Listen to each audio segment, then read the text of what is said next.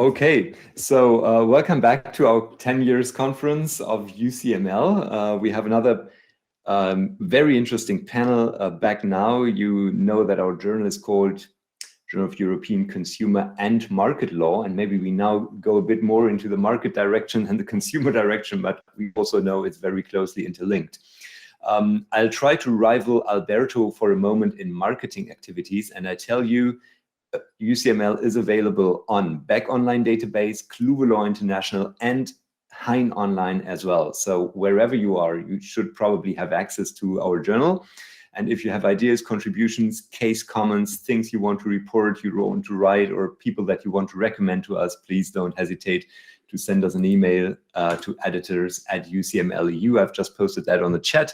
Alberto, I know you would have sold a couple of subscriptions now already by this point of time, but I'll try my best to get people to read and contribute to this fantastic journal.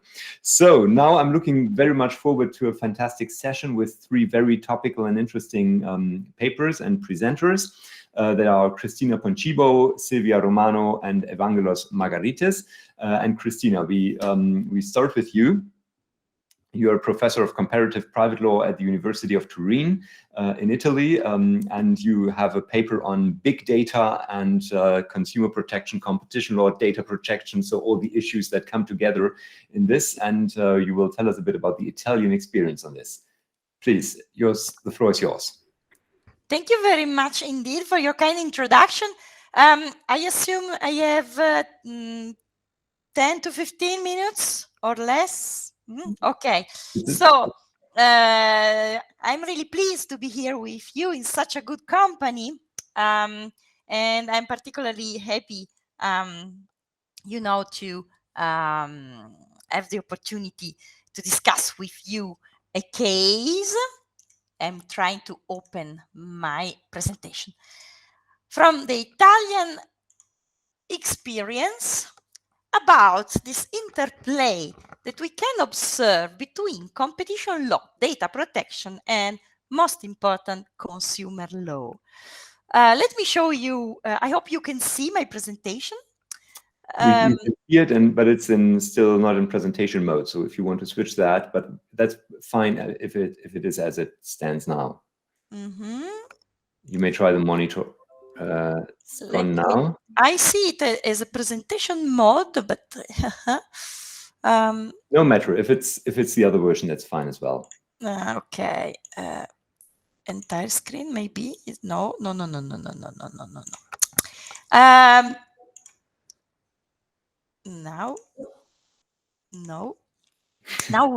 we miss it.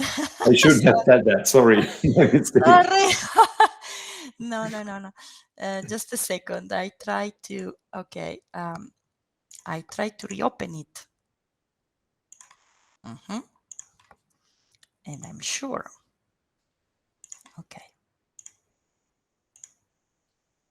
Now I don't see it anymore. It's open on my screen.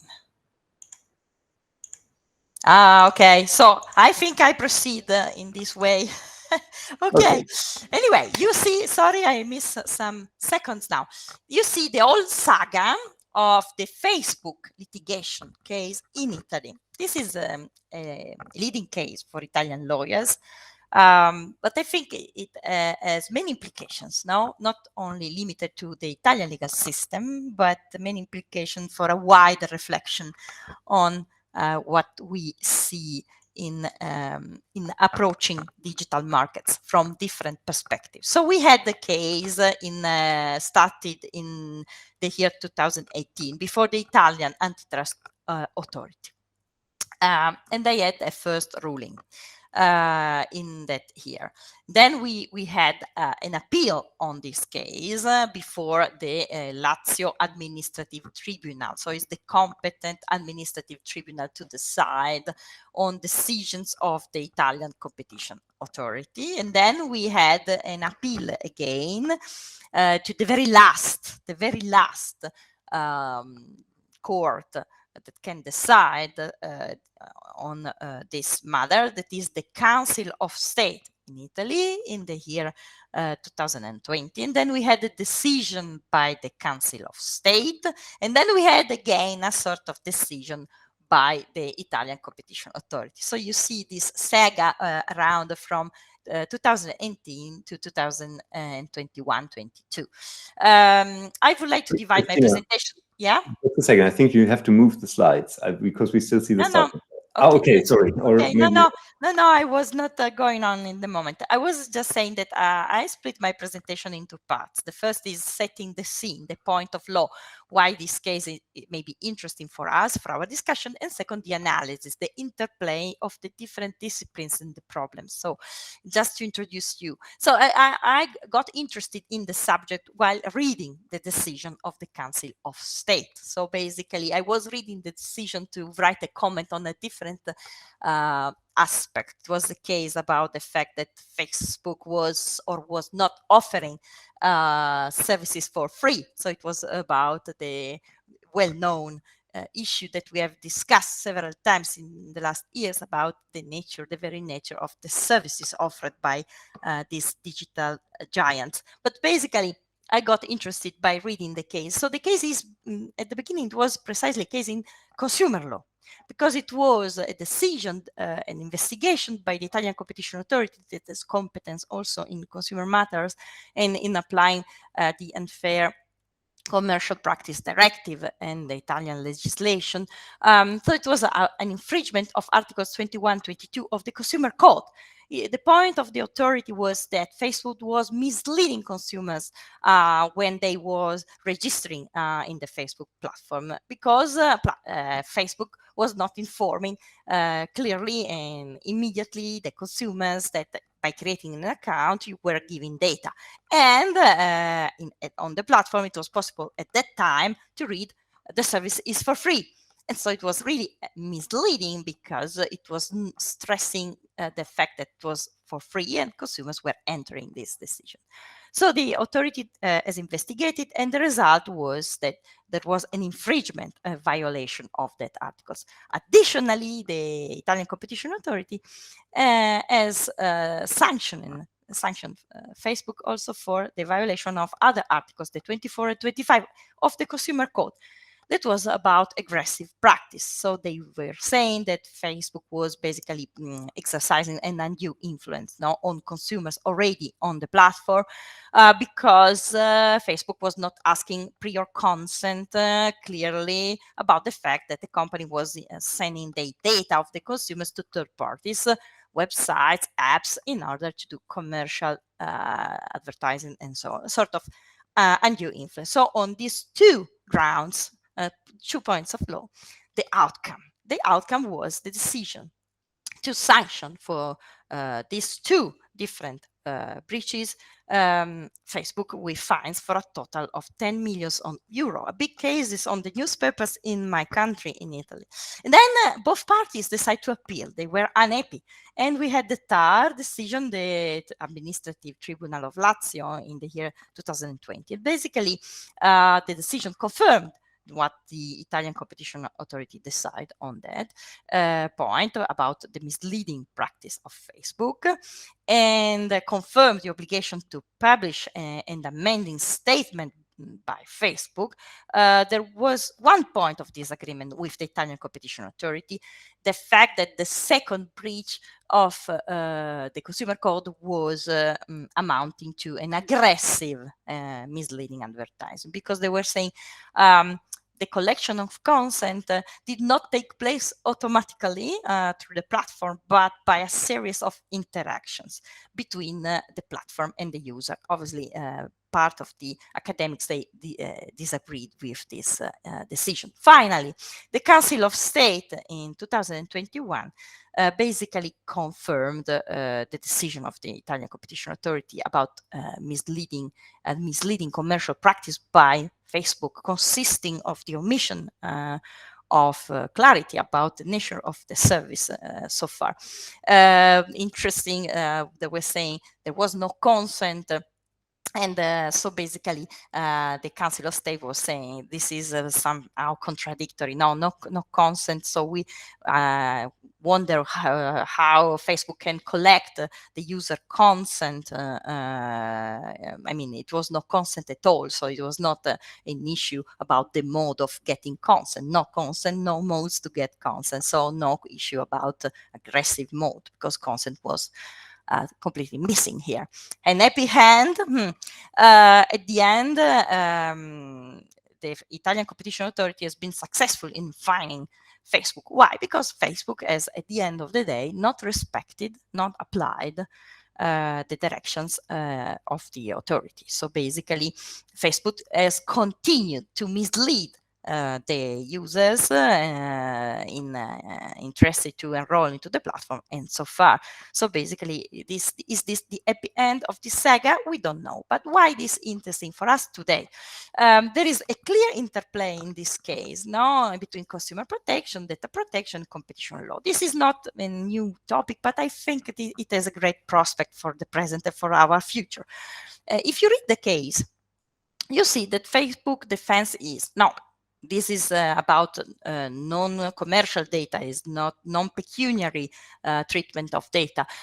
So basically, this is a matter of personal data protection. So it's something that has nothing to do with the Unfair Commercial Practice Directive. At least it has something to do to general data protection, but is about data protection. So it's a way, it's an argument to deny the competence of the Italian Competition Authority. And what is interesting here in a comparative perspective is also the fact that in Germany, as we all know, we had this leading case from the Bundeskartellamt, the German Federal Cartel Office. It basically it started in March 2016, and we know that in this case we are in the domain of competition law. And it's interesting because here we know that in Germany we have observed data protection authorities and consumer rights group trying to challenge Facebook already for its terms and conditions, its way of behave, no? But at the end, these challenges have been not successful. Why? For various reasons. The sanctions were not having an effect against Facebook to motivate the company to change behavior. And there was a great political pressure on the German Federal Cartel Office, so that they have investigated facts on the grounds of competition law by concluding that the way they were collecting data was also relevant as an abuse of dominant position under the Section 19 of the German Competition Act, basically. So in competition law. For the Italian Council of State, if you read the decision, they say, we see this case can have a sort of multi-level protection. That means that you can have both consumer protection and unfair commercial practices, and then also data protection issues. We have to be very pragmatic. There is a convergence. It may happen, but it may not happen. So what are my point here, my conclusions that are preliminary conclusions? We see the interplay of the disciplines. So it's a sort of forum, or better, discipline shopping, both from the public side and the private side. So public actors can decide to move first on one direction because they think it is easy to give evidence on that, and sanctions are more powerful in a certain area of the law. And private actors like Facebook are trying to say, no, this is not an issue of consumer competition. It is an issue of data protection as a counter argument to escape from the investigation.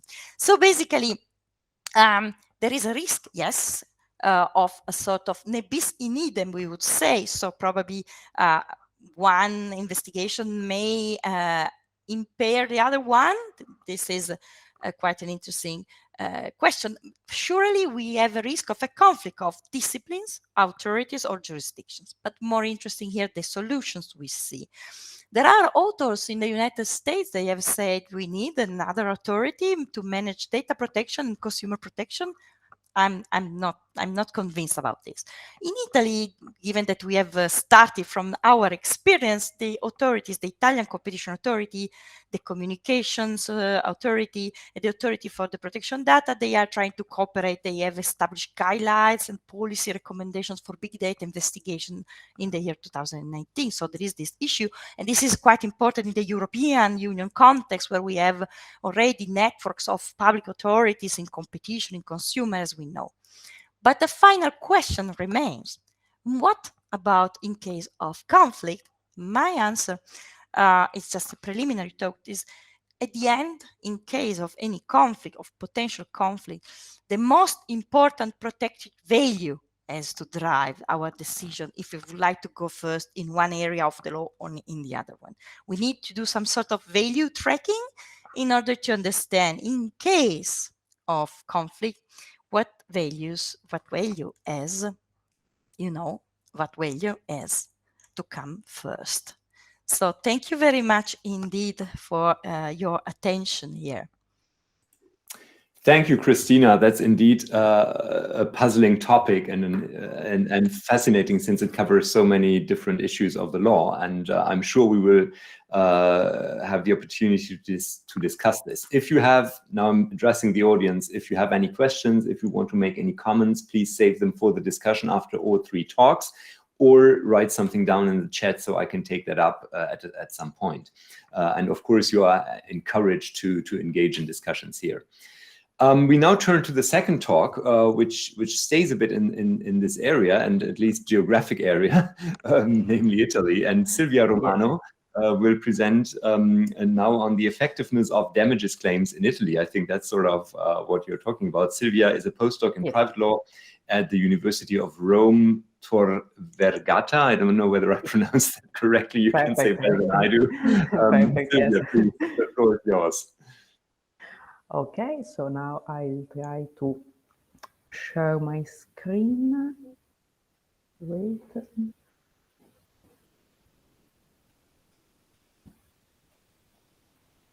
Let's see. Okay, can you see my screen? Yes, we can see it now. Okay, so first of all, I would like to thank you all for the kind invitation for this great event for a journal that really needs and deserves to be properly celebrated. So today, as you can see from my first slide, I'm here to talk to you about a case, an Italian case law that I think that we can find really interesting, also in a European perspective, related to market and consumer protection. So the judgment I'm going to comment is a judgment made by our Supreme Court, the number 41994 of the 2021. And I think that it deserves to be commented because it addresses two important questions. So the first one is whether antitrust law is or not limited to relationship between entrepreneurs or can also extend to the consumers. That means that also consumers can avail themselves of the protection of the antitrust law, and so if the competition is something that is only related to the market and the companies and entrepreneurs or not. And the second question is related to the problem of the validity, so the testing of the contracts between private individuals also that are reproducing agreements in violation of competition. But the most interesting part in this judgment, in my opinion, is the reflections made by Italian Supreme Court on the role of private enforcement and on the effectiveness, in particular, of compensation for damages for the full protection of market and consumers. And so the first question is related to the which party are called into antitrust law. And this is a problem because our Italian antitrust law states that prohibited agreements are null and void for all purposes. This is an article I'm going to quote a billion of times in this presentation. And so if the agreement is in violation of fair competition, is of course null and void, we may have some troubles with the problem of the contract signed by a private consumer that reproduces the content of anti-competitive agreements. So the question is if he can ask for the contract to be declared null and void under law, under antitrust law, or he is precluded from doing so because competition law applies only to entrepreneurs and companies. So the question was very disputed in Italy because several theses were presented to deal with this issue. At first, some judgments actually have precluded consumers from requesting the contract to be declared null and void because this was the assumption antitrust law was not open to individual consumers. And unfortunately, at least in my opinion, this thesis has been argued in very recent times by two leading tribunals in Italy that are Milano and Rome, as you can probably see from my presentation.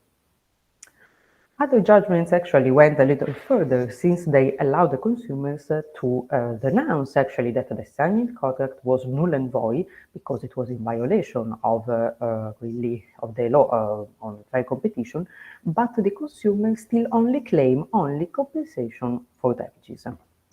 Finally, the Corte di Cassazione, when the judgment under review today, said yes, that antitrust law is not limited to the relationship between entrepreneurs and it can, so yes, extend to the consumer.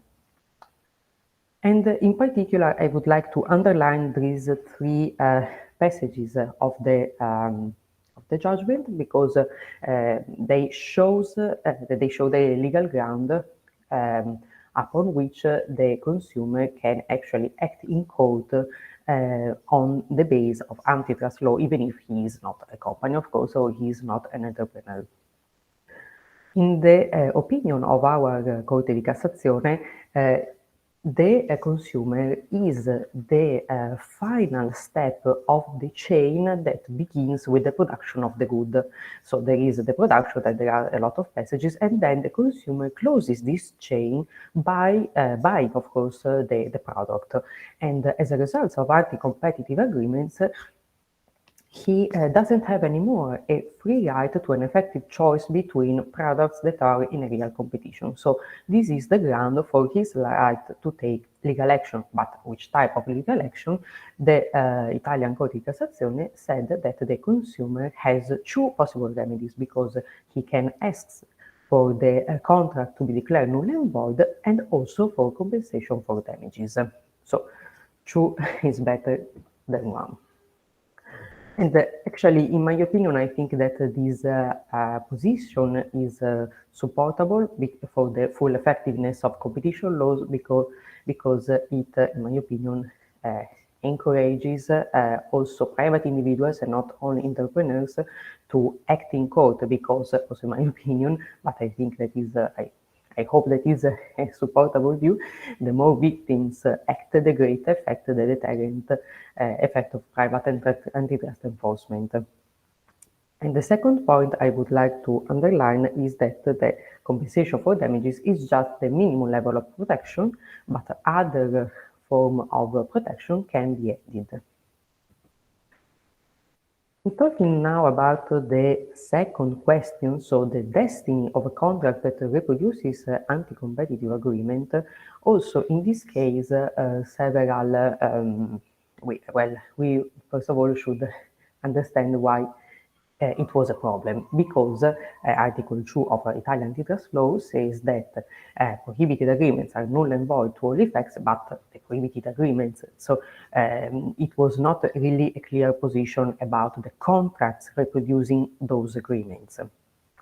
There was a reference in the Article 33 of the same law to the fact that the contract could be declared null and void, but it was just a very short reference, and it was too limited to be actually decisive for the validity or not of this type of contracts. Moreover, the ECJ repeatedly said that the sort of the contracts reproducing anti-competitive agreements does not depend on EU law, but on the law of each member state. So there was not an indication from the European Court of Justice for the contract to be declared null and void or not. So also in this case, a lot of actually solutions were proposed, and well, the first one was that all the contracts that were reproducing anti-competitive agreements were entirely null and void. The second solution was that these contracts were only in part null and void because under Italian law it's possible that to be declared null and void just some clauses, some part of an agreement, and so it is left to the party to decide whether what remains of the contract after that the null and void clauses are removed is still of interest or not. And the other solution said that the only possible remedy for consumer is compensation for damages since they cannot invoke the antitrust law. So as you can see, the two questions addressed by the Supreme Court are quite linked together.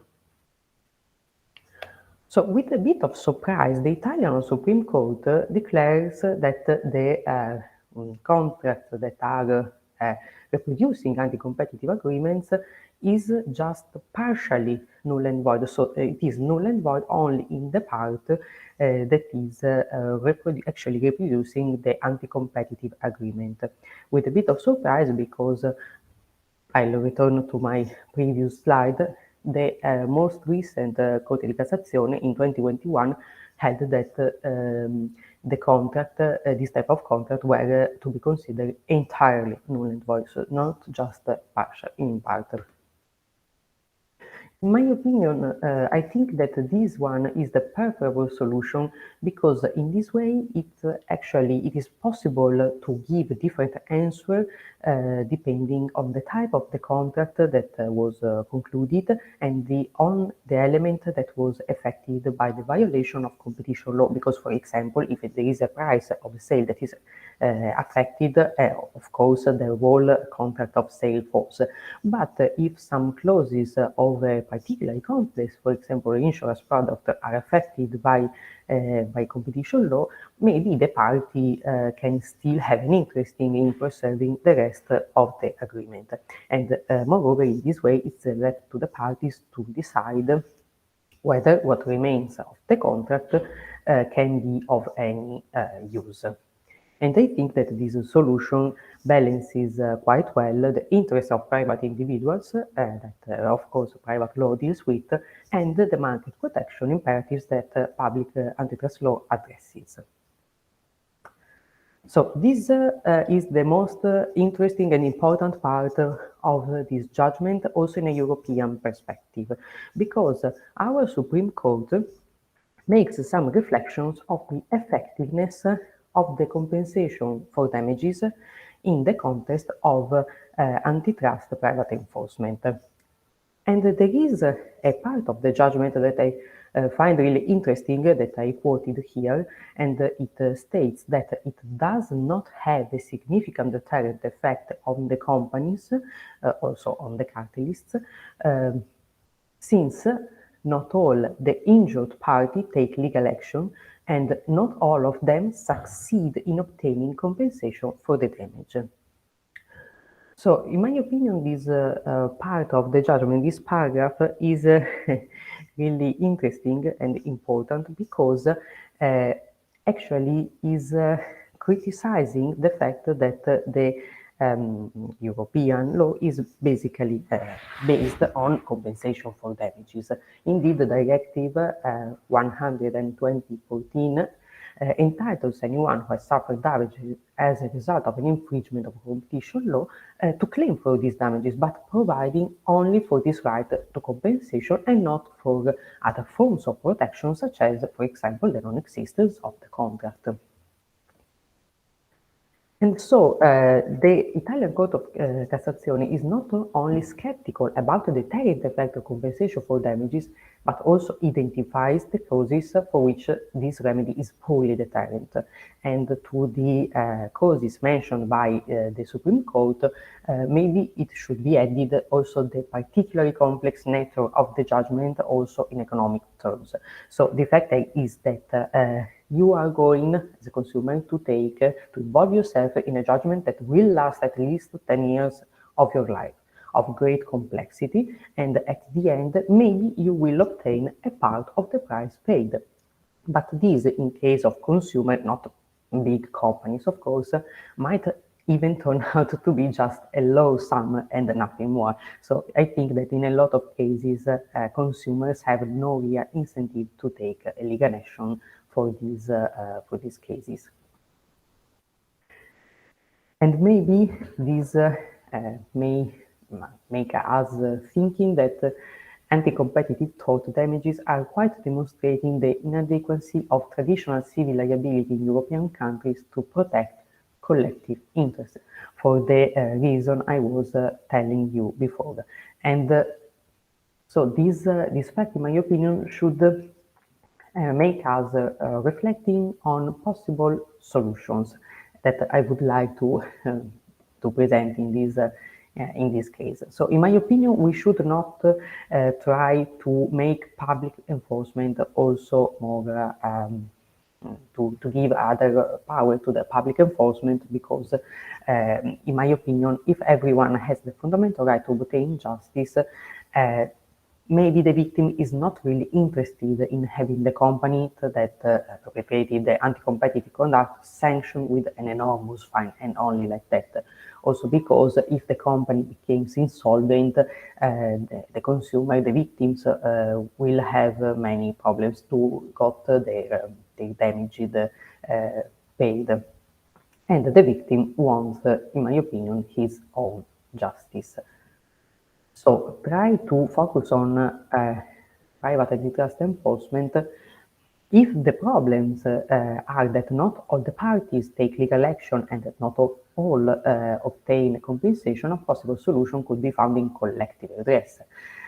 But in this case, unfortunately, EU law does not seem to be very close to this form of protection, at least in antitrust law, because Directive 100/2014 states that the directive should not require member states to introduce collective redress mechanism for the enforcement of Article 101 or 102 of the Treaty on the Functioning of the European Union. And so, this is, and then, as I told you before, it focuses only on compensation for damages. So, in my opinion, the collective redress could be a possible solution, and another step maybe could consist also in enhancing contractual remedies, such as the non-existence of a contract that is reproducing the content of an agreement in violation of fair competition, so the consumer can obtain the full price paid. Well, and also in any case, I would like that this moment, this Italian Supreme Court judgment could lead us to reflections on at the European level, so not only at the Italian level, because I think that we are maybe facing the same difficulties, because as a European legal system, we do have some civil liability that is quite similar among Europe. We don't have creative damages. Collective redress is something quite maybe difficult to enforce, but I do hope that this judgment can become a moment of reflection, and in order to focus on more effective remedies in private antitrust law. Thank you so much, Sylvia, for the talk. I think that's really interesting, and we can probably get a lot of other ideas from European jurisdictions because we are all facing these problems. I just reiterate to my audience that you can post questions on the chat or ask them later after we hear the next talk. I hear a lot of noise now, but okay, it seems to be better now. Excellent. I now hand over to Evangelos Margaritis from Athens. Evangelos, you're a postdoc at the Athens Law School, and I've noticed you're also involved in a project called Obama. I didn't know. Hi, Rupert. Yes, it's an acronym. It refers to online behavioral advertising and micro-targeting. It's a project that combines personal data and consumer law, antitrust law, but has nothing to do with the topic of my presentation today. It's just my current, let's say, university occupation. Okay, I see that acronyms in Europe take ever more forms that have been unexpected before. Great to have you. You will now take us to another topic, which is of enormous topicality and probably heartwarming, or hopefully heartwarming for all of us, since we are confronted with these issues these days. And we are now talking about price adjustment clauses in electricity supply contracts. So Evangelos, the floor is yours. Many thanks again, Ruprecht. Yes, let's hold on a second to share my presentation.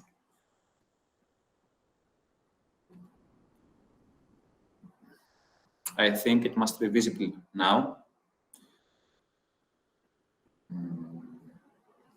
Yes, yes, present more. Yes, okay. Very nice. If we try to read between the lines in my topic, we will see that it has to do with a very certain problem in the consumer law, which refers to the validity of the unilateral amendment of the contractual clauses included in general contractual clauses with consumer, and particular in electricity supply agreements with consumer. Okay, this topic had a very specific occasion, because during last year, what was evident that was all the energy and electricity suppliers unilaterally amended their contractual clauses regarding the pricing mechanisms after the initiation of the Greek energy exchange stock market. So they had henceforth to acquire their energy needed to be supplied to their final customers from wholesale markets based on other models. So how were the new pricing formulas added into contracts? Suppliers claimed that they had used previously general standardized terms, general pre-formulated terms in consumer supply agreements, which, as per their understanding, allowed them to unilaterally change the contracts. Some of the wordings that were used had more or less as follows. The supplier reserves the right to amend the contract unilaterally following notice to the consumer of his intention to modify a contractual condition at least prior dates ahead of the modification effective date. Consumer shall have the right to terminate the contract when the notice is given. So, since pricing clauses were integral parts of the energy supply agreements, the above pre-formulated terms were deemed to be adequate in order to vary the previous pricing regimes. Of course, this issue created a public controversy, as we can see now in this slide. The mathematical formula, which was introduced more or less in the same form by all energy suppliers, was rather vague and not very easy to conceive. Taking a closer look at this type, we see that there are an X factor, which is the only variant in this equation, and there are some points alpha και beta as per the Greek alphabet, which refer to some profit margins of the suppliers, and there are some scenario if the variant X, which refers to the market clearing price, is within the limit set by each supplier, then the price will not be adjusted. If the X exceeds the higher limit of this equation, the price will go up, but if it is below, then it's going to be a discount in favor of the consumer. So this mathematical formula as a means of pricing was not included initially in the consumer supply agreements. So were suppliers entitled to unilaterally modify their contracts or not? So we have the legal problem here, which was followed by class actions. Okay, class actions are not a very, let's say, ordinary tool in Greek legal and court praxis. We have some very famous class action decisions, but it's not like class action decisions issued in German legal order, because consumer activism in Greece is still, let's say, at a bit early stage. We hope after the incorporation of the new representative action directive that things will change. So the main arguments against this clause that I presented you previously was that it was introduced unilaterally by its supplier without having reserved for himself the right to amend on his own the contracts. So consumer law conditions demanding a valid reason for the modification were not fulfilled. And I'm going to present to you later what is meant by valid reason. Also, this math formula introduced, which was standardized by the Greek regulatory authority as the adjustment clause, was ambiguous and vague as per the allegations in the class actions. It was not intelligible by the average consumer, even if standardization was made by this regulatory authority.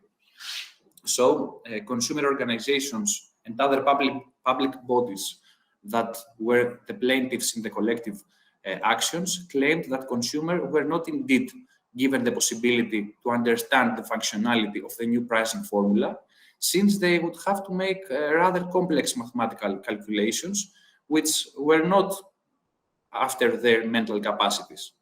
So the adjustment clause as a contractual obligation, according to the allegations in the lawsuits, would be invalid, since contracts could not be unilaterally changed, whereas the math type on which it was related was unclear and vague, not comprehensible to the average consumer.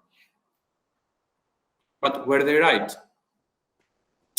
Let's focus now on what the UCTD provides for. If we look at the annex to this directive, we can trace paragraph 1J that states that as unfair will be regarded those terms which have the effect of enabling the seller or supplier to alter the terms of the contract unilaterally without a valid reason specified in the contract. If we see the German version of this directive, triftiker Grund is the saying. In Greek, it's spoudeos logos. Also, as per paragraph 2D of the same annex, the above paragraph is without hindrance to terms under which a seller or supplier reserves the right to alter unilaterally the condition of a contract of indeterminate duration if he is required to inform the consumer with reasonable notice and that the consumer is free to dissolve the contract. Let's see now how this provision has been transposed into Greek law. Okay, we have a general legislation which is called Consumer Protection Act, which is the general framework for the protection of the consumer, in which not only this directive, but also the Consumer Rights Directive, the Unfair Commercial Practice Directive, the Distance Sales Directive, the Doorstep Selling Directive has been transposed. So in paragraph 2, the whole UCTD is incorporated. And paragraph 6 of this article states that those standard contractual terms that result in a significant imbalance as between the rights and obligations of contractual parties against the consumer are invalid. Also, paragraph 7 incorporates the blacklist, which corresponds to the annex of the directive, among which case E states that those clauses will be considered as null if they provide for the supplier's right to unilaterally amend the contract unless he has reserved for him a special, defined, and valid reason to do so. And this reason also must be included in the contract. So, according to Greek law, any unilateral amendment of a consumer contract which is not effected pursuant to such a reason is void. Case C of Greek law incorporates both paragraphs 1J and K of the annex to the above directive. And also we have another case, IA, which states that invalid are those clauses by virtue of which the provision of the consumer remains undivided without a reason, and there are not predefined and reasonable criteria for the calculation. So let's get a closer look at recent European Court of Justice case law. At first, I bring to your attention case Invitel, which dates back to 2012. It had to do exactly with the interpretation of the clauses of the annex of the directive that I referred to previously. There, the EU CJ ruled that as regards the assessment of a term that allows the supplier to alter unilaterally the charges for the service to be supplied, it is of fundamental importance, first, whether the contract sets out in a transparent fashion the reason for and the method of the variation of the charges, so that the consumer can foresee on the basis of clear and intelligible criteria the alterations that may be made to those charges, and secondly, whether consumers have the right to terminate the contract if the charges are in fact effective.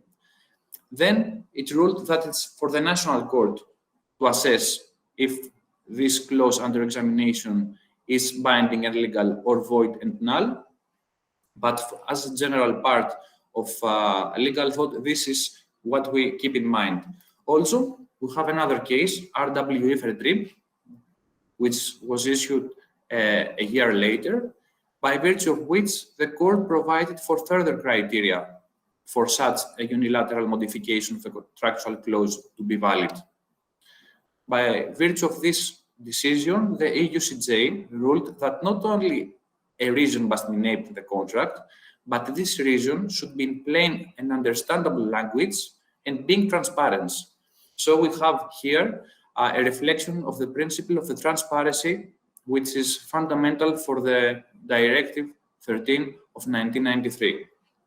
So the court recognizes the existence of a legitimate interest, of course, of the supplier in sometimes to unilaterally change some clauses, because usually obligations between suppliers and consumers are continuous, so they need to be adjusted and flexible towards its case, but draw a line and required that the standard term which allows such a unilateral adjustment meets the requirement of good faith, balance, and transparency laid down by EU directives.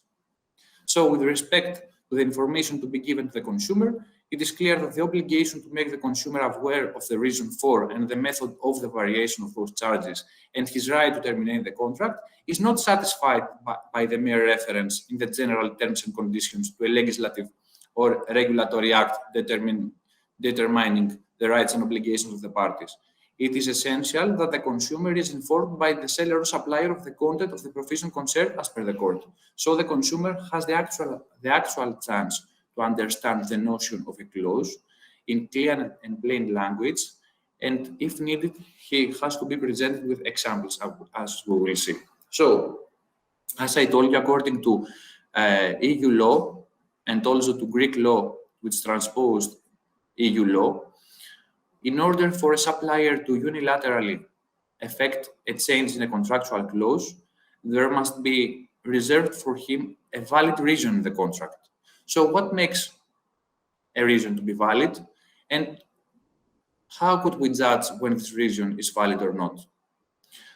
We repeat once again that unilateral amendment clauses are not forbidden per se, but are permitted when the relevant reason why the variation shall take place is disclosed to the consumer in a transparent way. This means that this reason must be included in the contract so that the reasonable request for predictability is satisfied. The consumer must be protected against the supplier who would change at will contractual clauses by being given in advance the means to predict the possible market inclinations which dictate the change and thus avoid possible surprises. The tacit mention of the valid reason in the contract is this tool. According to the ruling opinion, very specific conditions must be fulfilled so that the validity of the clause is affirmed in terms of the validity of the reason. As valid reason is to be understood any fact that would constitute an important reason to terminate a wichtiger Grund, as Germans said. This, on the contrary, cannot lead to the conclusion that general circumstances like the market details, objective factors, competitive reasons, or generally referring to legal or contractual obligations will suffice in accepting a valid reason. So, when good faith requires that the corrective intervention from the outside is initiated so that the subsequent imbalance appearing in the contractual bond is restored, this constitutes a valid reason. We also have the transparency principle here that is reflected out of this need for a mention of the valid reason. So, in order for unilateral amendment clauses to be valid, they should be drafted in a very clear and intelligible way. In such a way, namely, that they would allow the consumer to verify the validity of the invoiced prices when it comes to pricing clauses that are unilaterally amended by the supplier, and the accuracy of the mathematical calculations upon the final price was extracted should be also something to be verifiable. This means that the supplier should provide the consumer with the necessary information that allow him to make the assessment prior to the contract conclusion, or if this clause is added unilaterally after the conclusion of the contract, after the notification and prior to the effective date. Of course, if this new pricing clause that it will be added in the contract is untransparent and difficult to conceive, then this clause should be invalid because it breaches the transparency principle. Just a small mention here, because Ruprecht mentioned that you have to do also with market law, not only consumer law in this topic. So under the newly effective regulation 944 of 2019, we have in paragraph 10 some very specific obligations regarding the clauses that allow a supplier of electricity to unilaterally amend some contractual clauses. There it stated that consumer should be informed in advance prior to the effective date of the new pricing formula, and that they also be given the chance to terminate the contract. However, this directive is without prejudice to the application of without prejudice to the application of the unfair contractual terms directive. So we need to find a way to reach a balance between the two legislation. So we can understand that those legislations could be interpreted as follows. Directive 13 of 1993 stipulates if an amendment can be effected, whereas Directive 944 regulates when and how these amendments will take place. However, we need to think of some cases when we need to intervene in the letter of the contract and try to find for another solution. Yes, there are some strict circumstances that are so extreme that even the contractual parties who would use even the excessive means of diligence could not have predicted in advance. So if we consider the general methodological tool of the teleological reduction, someone could say that this valid reason should not be necessary for the validity of a unilateral contractual amendment in the cases in which, at first, this reason is not mentioned in the contract, neither has it been predicted by the parties, but due to the nature of the circumstances that have occurred, we need to acknowledge to a judge the right to intervene to the contract and acknowledge the supplier's right to unilaterally effect such a change. And someone could say that this was the case also, like the clause that I presented you at the beginning of my topic. If you might recall, the Greek energy market shifted from a model to the EU target model. This means that every day the suppliers had to acquire the energy they needed from the day-ahead market and acquire energy based on the indication of market clearing price. So we could acknowledge the right to unilaterally amend the contracts, even if this reason was not stated in the contractual agreements with the consumers, but only if the new clause to be added in the contracts after the amendment is comprehensible. So to conclude my today's presentation, as I tried to show you, this topic is very complex because sometimes the change in a contract could be dictated by conflicting legislative provisions. The consumer rights to not be subjected to contractual alterations is not absolute, because if there is reserved for the supplier a valid reason, European law as well Greek law provides for his right to do so. In some cases, we could think of a teleological reduction of the need of the validity of the reason. However, adequate notice and simple and plain examples must precede the effective date of the new clauses. And Greek case law so far is divided, because some decisions have accepted the validity of unilateral modification without a valid reason. However, they ruled that the clause that was included unilaterally wasn't void per se because it was untransparent. So many thanks for your patience, and happy to take place in the discussion. Thank you so much, Evangelos. That was an interesting final talk for our session, and we still have some time for discussion. I invite all participants to raise their hands with the icon, or to write something in the chat if you want to ask something. Is there anything anyone wishes to raise?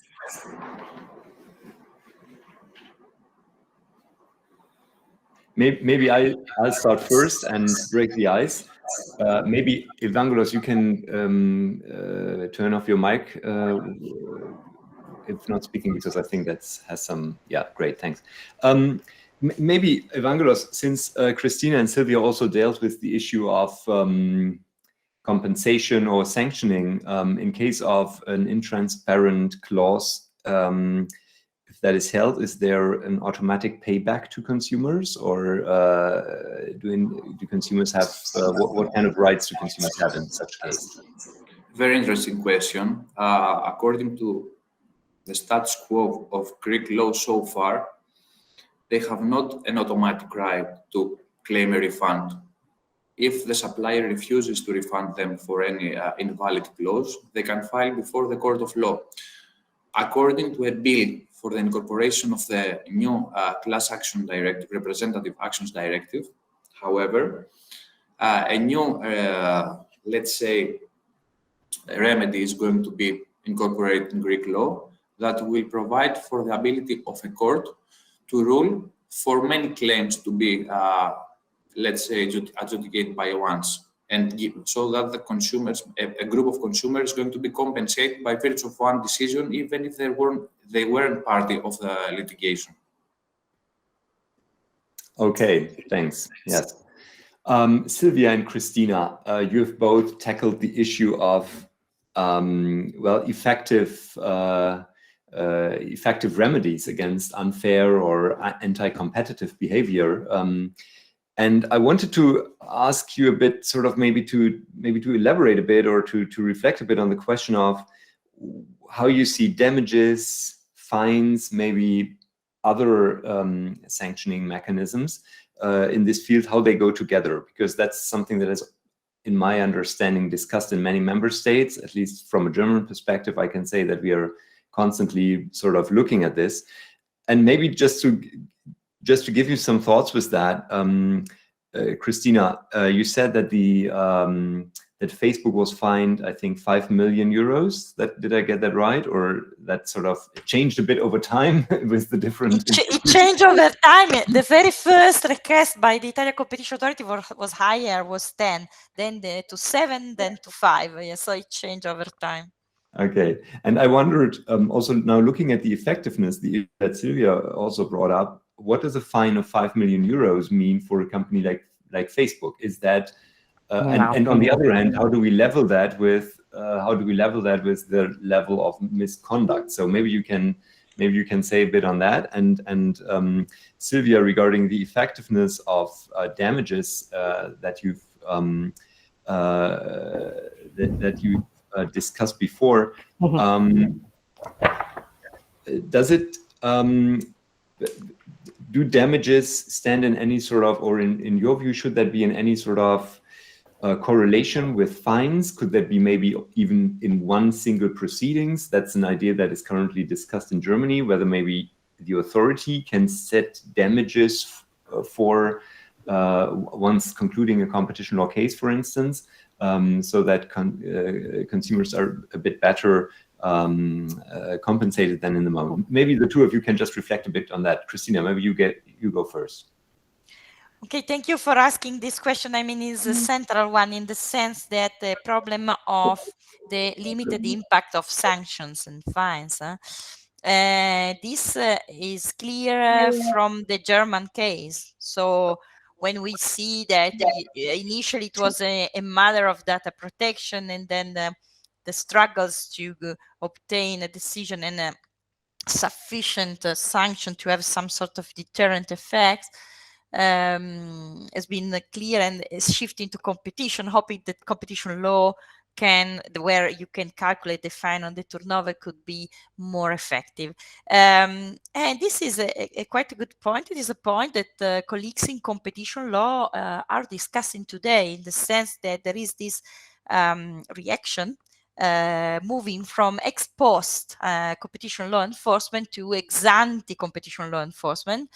The DMA is exactly moving in this direction of having an ex ante approach, because we know from what we see that the sanctions also at European level are not so effective now in competition law. In consumer law, if you try to do a parallelism now in between the two areas that often overlap, not always, but often overlap, consumer law is better equipped in the sense that consumer law has been ex ante protection of the consumer for quite a long time. Now we have invested so much in ex ante requirements, like the informational paradigm in itself is precisely going ex ante, and we have other ex post remedies, the withdrawal right and so far. But consumer law has for quite a long time worked ex ante, while for competition lawyers this is much more an issue of concern today, because competition law has been practiced more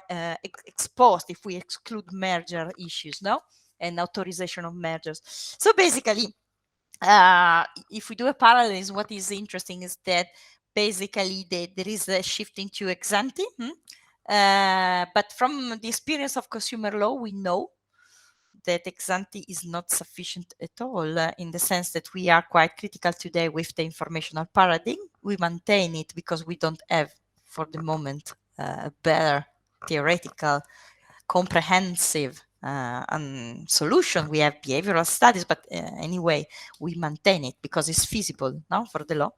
So it's a great question that the final answer is probably we can focus on both dimensions, ex ante, try to decide how to balance and where we have to invest more. Okay, Sylvia.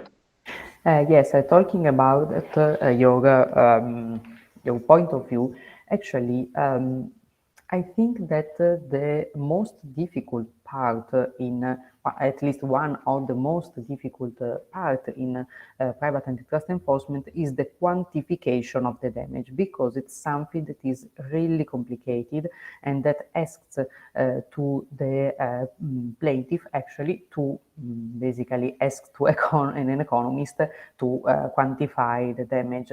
So if there is a way to have the damage in some way linked to the sanctions, to the fines, I personally would be really happy, because it seems to me that is still related to the conduct, so the amount is still in somehow proportion to the misconduct, but in this way it is maybe less on the plaintiff to prove actually the amount of the damage, because also in my opinion this is not very encouraging a lot of people to act in court, because if I am acting just for a little amount of money and the money I have to to give to an economist for the quantification is maybe not no higher, maybe I'm not a big company, I am just a consumer.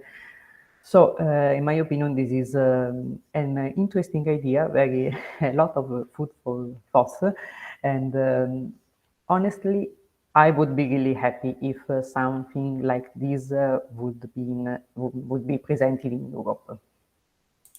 I mean, there are, just to add to that point, I think in Hungary and in Romania, we have presumptions of damages like something like 10% or so in cartel cases that have to be rebutted by the defendants, which makes it much easier to bring a case to court. I don't know whether it works in Hungary. No, in Italy, unfortunately, it is not like that. So you have to do all you can to prove your damage, and only if it is much too complicated, you can ask the court to quantify it with equity. So judge, please give me what is fair for you, but you have to try all your best, so that the fact that you will ask to an economist is something that you can't escape with. So it is also a trial with a lot of costs, not only for the lawyers, but also for other experts, actually.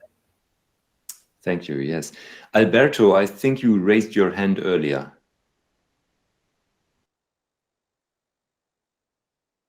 Yes, thank you. Thank you for the brilliant presentations. And I just wanted to link to the reflections made by, especially by Silvia, Christina, and then the remark by Ruprecht regarding the proportionality of sanctions and the deterrence effect. You know, we speak of proportionality, which is functional to deterrence, and rightly Ruprecht stated and remarked, what is 5 million euros for a big company like also the big techs, which are always more increasing more powerful. And indeed, for instance, for unfair commercial practices, so Article 27 on Consumer Code, the sanction was introduced in the second half of, so I would say 2007, then modified 2009. Originally it was 500,000 euros, then 5 million euros, but it was not measured on the new powers, on the new sizes of these big techs. So the question is whether this could be deterrent. I would say no. One example is also the problem with premature obsolescence. I already mentioned with Apple and Samsung, they were fined respectively for 5 and 10 million euros. The amount of 10 million euros just because the authority just splitted the case and said there are here two unfair practices, so 5 plus 5. But in any case, the problem of proportionality and deterrence is a major issue. And I see your point, Silvia, that everyone has the right to have its own justice and to have enforced his own private rights. I agree with you. At the same time, I think we should push big enterprises for more virtuous behavior ex ante, and therefore a proportionality of sanction would be, so the prospective sanction would be deterrent in that sense. And I see with favor, for instance, what the French legislature introduced in 2016 in Consumer Code, the sanction proportional to the annual turnover, and what the Modernization Directive introduced for infringements with a union dimension. Also there are something sanction proportional to the annual turnover, an average of the last 3 years. So I wonder whether this could be a useful solution or to be extended also behind the infringements with union dimension, also in the single member states, because of the necessity to face also the increasing distance of the increasing power of big enterprises who are not really touched by a fine which is up to 5 million euros, like it's the Italian case. Thank you, Alberto. Silvia, you want to comment, or Christina, or? I just want to say that, in my opinion, if we are able to build an effective way of an effective protection for consumers and for market, this will lead, in my opinion, the companies to pay much more attention to their behavior in an ex-ante perspective, because they are companies, so they are doing a lot of analysis, like cost and benefits, and how much will I gain from a cartel, how much will I pay if they found me guilty, and so on. And in this moment, in my opinion, since the consumers can't really act in court to ask for damages, and I'm not speaking about the nullity of the contract, but also for the damages. In my opinion, if we are going to actually give them an effective remedy, so they can all together act in court, so not only companies, but companies plus consumers, in my opinion, that will be much more deterrent, and this will be much more effective also for making the behaviors of the companies more virtuous ex ante, because they know they will have to pay also to a lot of people that in this moment are not acting in the court. Thank you. Yeah, maybe one question to Evangelos and Christina. I know this question is a tough one, but the two presentations are linked by one feature, which is we have more and more overlapping regulation and codes. So Evangelos, in your case, the energy regulation and the directive on consumer clauses sort of come into play, and it becomes harder to detect what is now the case. And Christina, I think particularly in the digital cases, we see that more and more with DMA, DSA, competition law, consumer protection law, privacy rules, etc. So more and more rules overlapping. How do we deal with this? I know the question is tough, but what I mean is that I think it differs, or it makes it more difficult for consumers to know what they really can achieve if they go to court. Maybe they don't see that one regulation or that other. So I think it's not really helpful for knowing what to do. Evangelos, maybe you go first. Hi, I don't know if sound or noise is heard, but I have turned on the AC here because it's really hot in Greece today. It's like 25 degrees Celsius, sorry. So a very interesting question. Indeed, over the past years, we have seen many overlapping legislation. For instance, we have the Digital Services Act that has a tacit reservation for the implementation of GDPR or unfair commercial practices when it comes to dark patterns. It's an instance. So when it comes to energy, we need to find in an hermeneutic way how we're going to deal with both legislations. And I tried to show a way. Legislation regarding the consumer refers to the prerequisites for the valid amendment of the contract, whereas on the other hand, the energy regulations refers to a subsequent phase, how this amendment is going to be presented to the final consumer. So we have also another interesting issue, which is the issue of the supervision of when it comes to national authorities, the supervision of the legislative instruments. Who is going to be responsible? Consumer authority, energy authority, competition authorities. So we need to find in those cases the best solution. And in my view, that I have supported in one of my papers, each authority must and can retain their own, of course, powers, because as we saw also in recent EU-CJ decisions, when it comes to multiple universes of legislative application, we need of all of those legislations to be applied when it comes to the better protection of the interests of the affected parties. Let's say we have the decision of the European Court 2017-40, which had to do with the application of GDPR under consumer organizations. And then this was the conclusion of the court, that in order to promote the stronger application of consumer law, we can also accept application of other legislations with the same scope. Okay, thank you. Christina?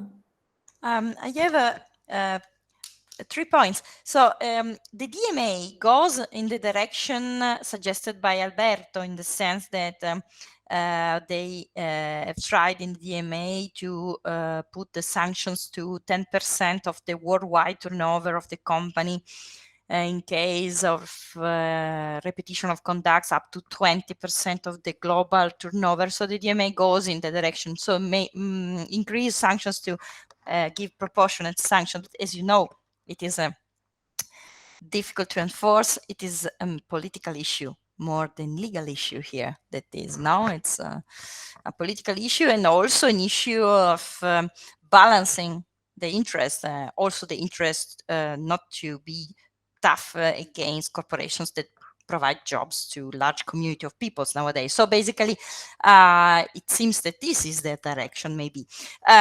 Coming to the second question about how to manage the overlapping issues, it was exactly the point that raised my attention in reading the case, among the many points in the case. Probably the solution is the old one, the better networking of authorities. But this networking is becoming to be really complex, in the sense that first you have the ECN networking of competition authorities, but now we have another networking in between competition and private and data protection authorities, and as well. We have different tools nowadays, no, like technology. So I'm pretty sure that authorities at national level, European level, are working to imagine a new powerful way of connecting officers at different levels in order to and the Italian example in this case is interesting. So they have been sitting together, competition authority and data protection authority, to fix guidelines for big data issues. So basically there is a new wave of probably networking, but at the end we cannot exclude that one day we will have some sort of convergence or divergence or conflict, like who has to come first. In this case, my idea, my suggestion is it is a matter of the value protected. So the good that is protected.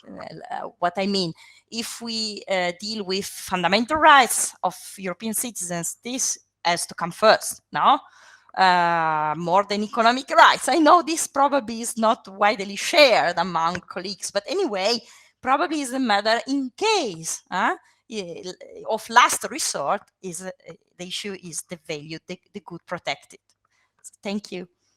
You should definitely explore that idea in UCML in some more detail, because I sense it's very controversial. So we will discuss that a lot, I guess.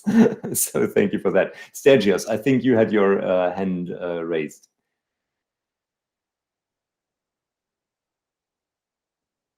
Stergios Konstantinou. Sorry, by mistake. It wasn't on purpose. Sorry. Okay. I was thrilled by Mr. Margariti's presentation. That's why I raised it.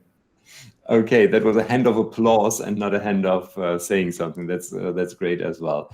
Thank you. Have I overlooked anyone else? Is there any further question? If that is not the case, just join me in thanking our three speakers for their very interesting presentations. That was really cool. Thank you. And very interesting, and took us to other dimensions of our topic. And I now hand over to Evelyne Thérain, who I already see, but we have another 15 minutes of little break before we continue with Monica, Federica, and David in the next session of this conference. So see you then. 15 minutes break. Be back here at 35, and then Evelyne, you will host. Thanks, and thanks again to Silvia, Christina, and Evangelos.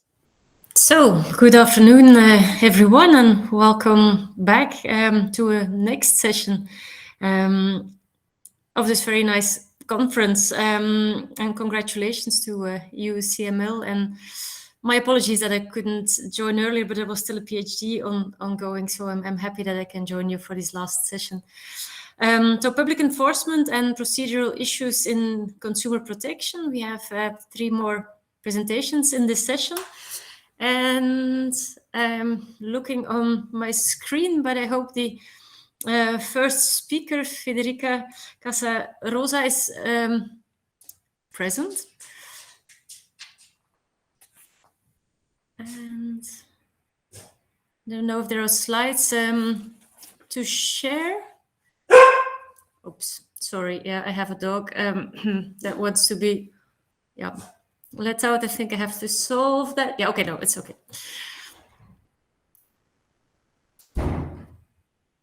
Okay, no, I see you. Hi. Good afternoon. Good afternoon.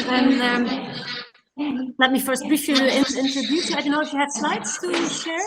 Sure. Unfortunately, I have prepared the slides, but I have some problematic situation here at home, and I have to ask you if I can speak. But I will share my slides later on, and I will have to ask you. And I'm really sorry about this because I listened to bits and pieces of the conversation, but I cannot stay longer than my presentation. A couple of minutes later, but I have some issues and I cannot manage to stay more. I'm really, really sorry about this. Okay, no problem at all. Thank you very much for being with us. And if there's an echo somewhere. Maybe I'll just briefly introduce you and then turn off my microphone. Yeah, maybe. Please.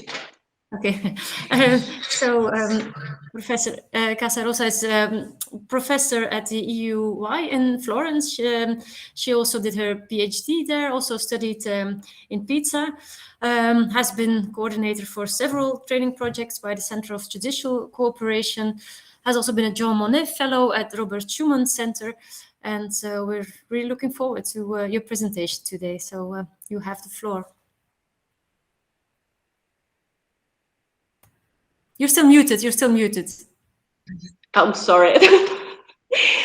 That's the usual problem. I start speaking without having any reply, which is the common situation with my daughters. So it's speaking without having replies.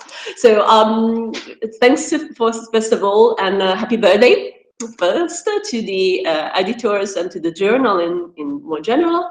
And I'm very happy to participate here. I was saying earlier on that I listen to bits and pieces and I learn a lot also through these two very, very tight days of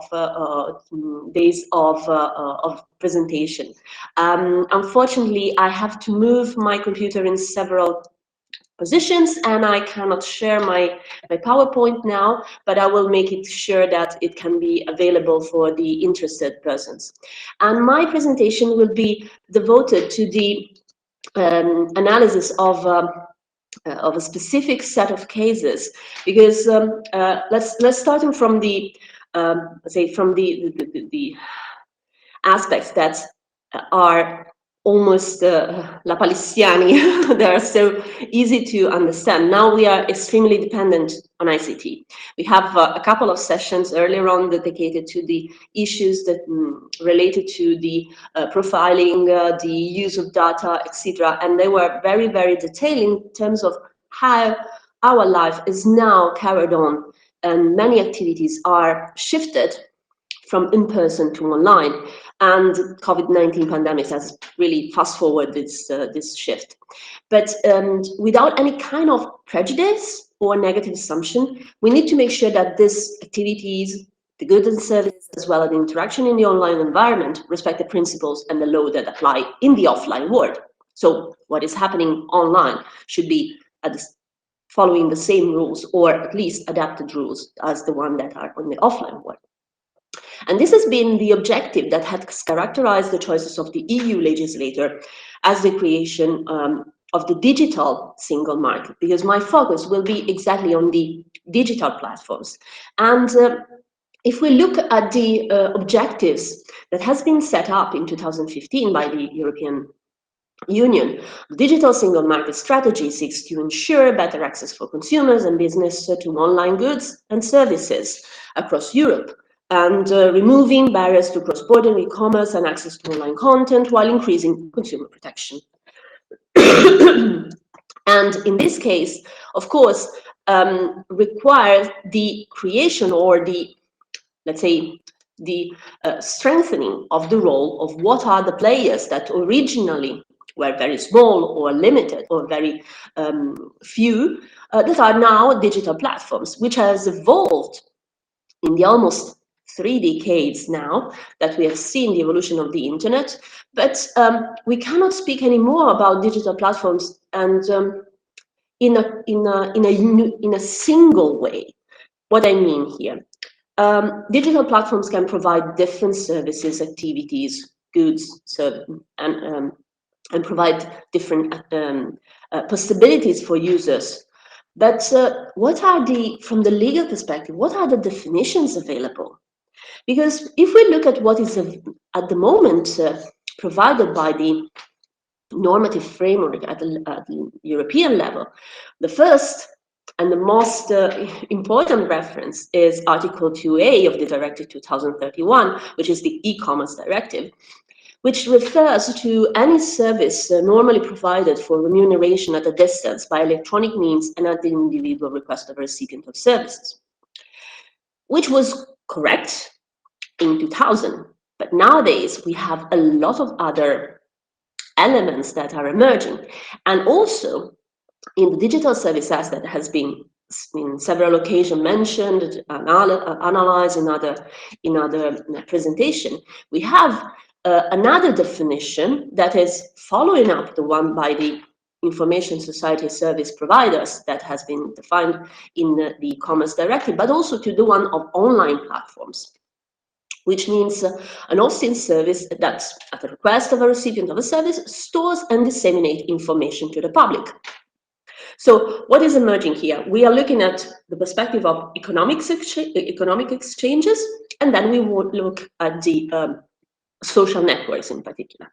Then we have also another element that is coming from the Regulation 1150 of 2019, which speaks about online intermediation services, which also includes another set of elements that are another set of players that are working in the digital field, in digital market, which is the Information Society Service Providers, but they allow business also to business user to offer goods and services to consumer with a view of facilitating the initiation of the direct transaction. So we have the, let's say, if the e-commerce directive were looking at whatever hosting platform was available on the market and trying to make sure that we have a very, very wide definition, the DSA is trying to make sure that we have social network inside, so the usual players like Facebook, Instagram, etc. Whereas the Regulation 1150 tries to, to include the intermediation platforms such as Amazon or eBay also. So the idea is to have these different elements and different actors that may play. I will focus only on the economic exchange, and I will not deal with the DSA immediately, though I will see that there will be some kind of connection with it later on.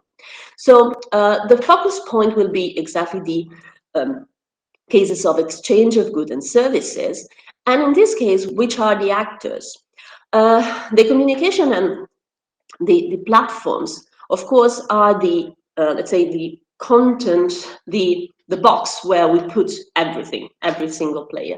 And in this case, we have a relationship that is existing not only between them and their users, meaning consumers for us, but also between them and the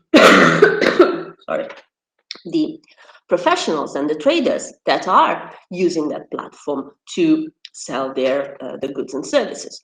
So we have different situations where the platform can exploit data that they gather from this myriad of interaction that they host with users, enabling the platform to influence, for instance, the preference or purchasing habits of the consumer. We have a presentation this morning that was really, really interesting on dark matters on this point.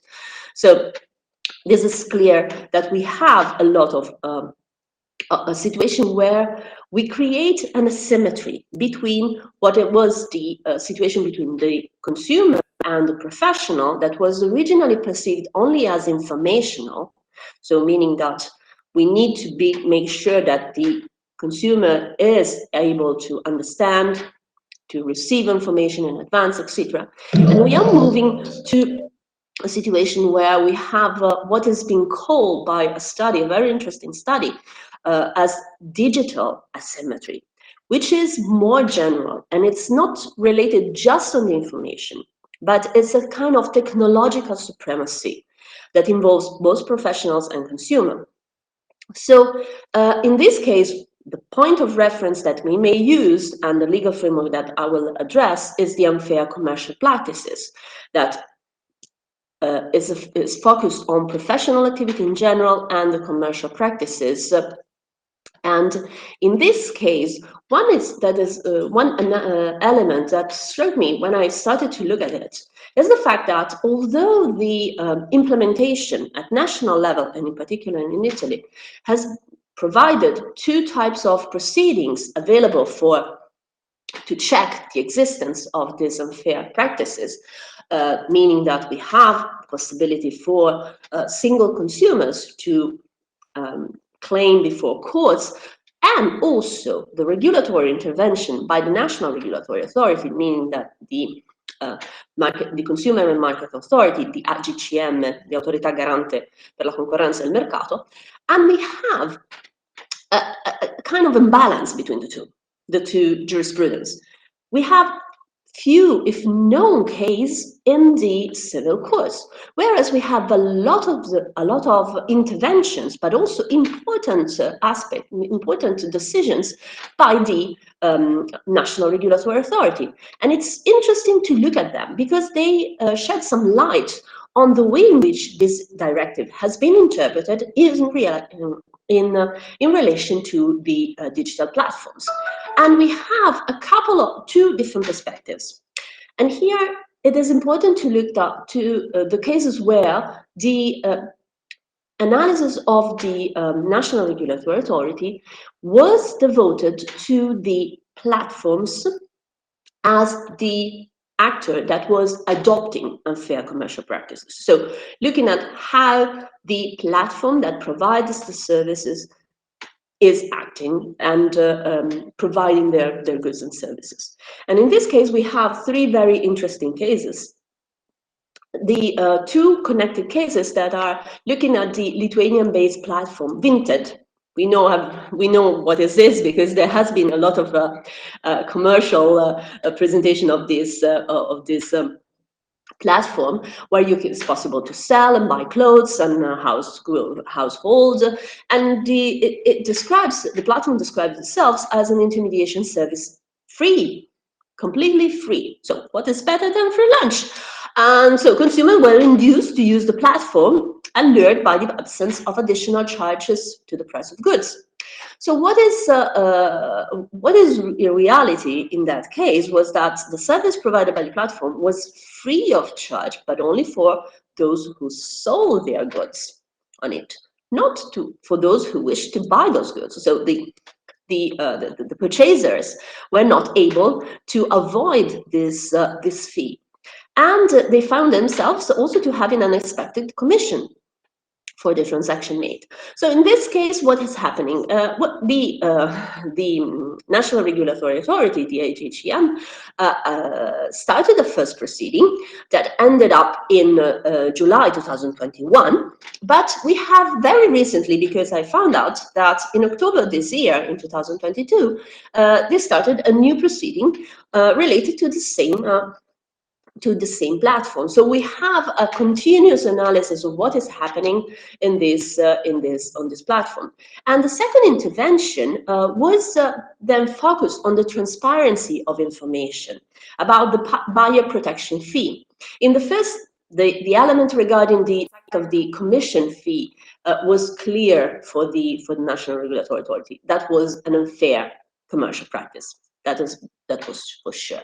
The second intervention focused on this buyer protection fee was related to the analysis of the platform price for the product requested by the seller, which did not provide an adequate information on the cost relating to the buyer protection fee and the shipping cost. So what is happening is that the buyer will not know until the end what would be this fee. And there are elements and rates and criteria that are defined by the platform, but it's not possible to make sure that we have a clear information in advance. And according to the evaluation of the Court of the National Regulatory Authority, this was an unfair practice. But the news that I saw is that the company has already said that he will appeal the decision before courts. So we will see what the national courts will understand about this case. Another case, and this is interesting, is the GoFundMe case, which has been decided in 2020 and in March 2020, and address the way in which a platform that was providing management and promotion of fundraising campaign was created by third parties. So what was happening in this case? The platform was not able to inform or provided misleading information, about the absence of cost with regard to the service provided. So in this case, the website advertised that again the services were free, no cost, fast, free, and safe. But these claims were untrue because there are costs associated with credit and debit card donations. So this is interesting because, of course, we can say that, okay, it's the same as the one in Vinted. But what has been problematic in this case is the comment that I found in the academic debate about the fact that unfair commercial practices may not be applied to a fundraising, to the fundraiser, since this platform is not qualified in the same way as the provision of goods and services, is not functional to provoke an economic behavior of the consumer, because the service is not offered to satisfy a consumer need. In this type of cases, the consumer just help the creation of the development of a software, for instance. And it is a different situation and governed probably by the spirit of generosity. So what is happening in this case? Should we still be within the framework of the unfair commercial practices or not? This is something that is still, well, the decision of the National Regulatory Authority is completely, yes, we are in the framework. But this can be something that could be analyzed in more detail, because it's a different situation, and this gives a different approach. It's a different qualification for the act or the decision of the consumer. Another case, again, still in the context of the platform that are adopting unfair commercial practices, is the one dedicated to Facebook. It's a very well known because there were also articles also by Alberto De Franceschi in the journal that were summarizing the results of this case. So it is. I will go quite quickly on this. And in this case, the authorities sanctioned the social network for not having adequately informed users that registration would have entailed the collection and the commercial use of personal data. So in this case, we have the issue again of transparency, of information in advance in order to make sure that the consumer will decide correctly and without any manipulation. So in this case, the deceptiveness imputed to the platform did not concern the economic profiles of consumer choices, but the acquisition of consumers' personal data. So, and why it has been introduced within the element of unfair commercial practices, because as was mentioned again in one of the first presentations this morning, there is an economic value of data, and this is a problem in terms of the exploitation of that value by digital platforms. Another element, and this is again a set of cases, you will see from my slides that there are at least 8-10 cases decided by the national regulatory authority on this, and they are all related to the COVID pandemic period, about the test kit cases and the sale of goods related to safeguards, vaccines, etc. Because in this case, there has been a set of decisions that address not the unfair commercial practices carried out by the platform, but those practices were carried out by traders using the platform. So what is happening here? The National Regulatory Authority tries to include into the liability, into the framework, not just the trader that has obviously carried out these unfair commercial practices, but also the platform as a kind of monitoring function. And in this case, we have the situation where why would we involve or would we require this type of monitoring by the platform?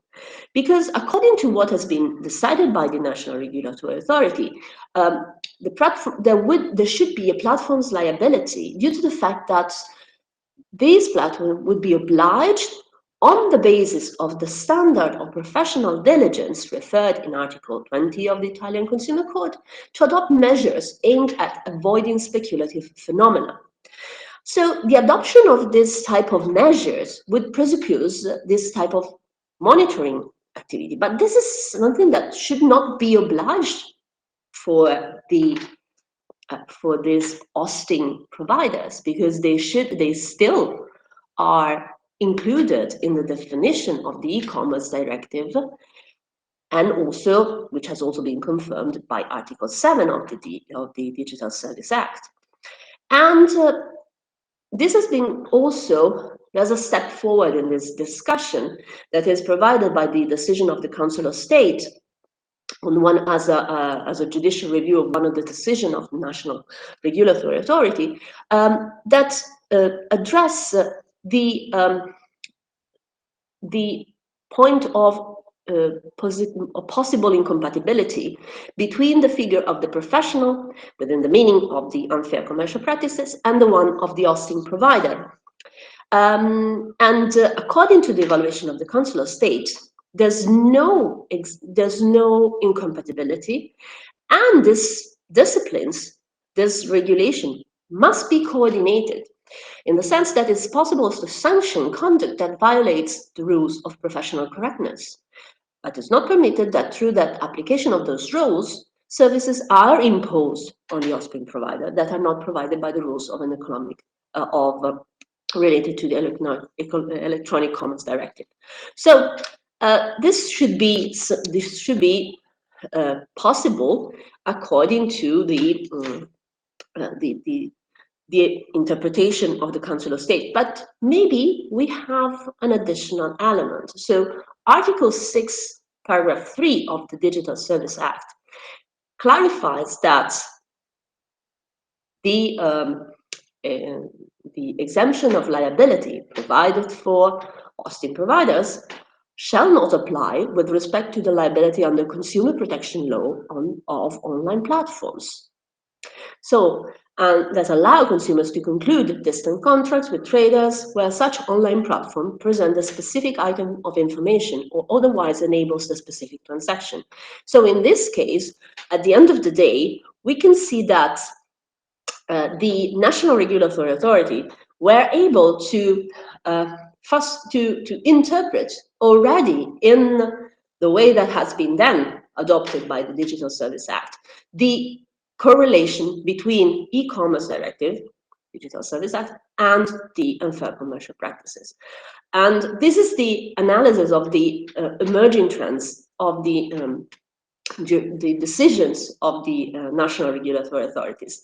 I'm very happy to have presented my analysis here, and I really hope that at least I have the time for a couple of comments if there are. Thank you so much for this presentation and for these insights and all these decisions and ongoing evolutions. I'm looking now at the other participants. Are there? So it would be nice if you could pose your questions now, because it won't be possible at the end of this session. So if there are any comments or questions, please raise your hand now.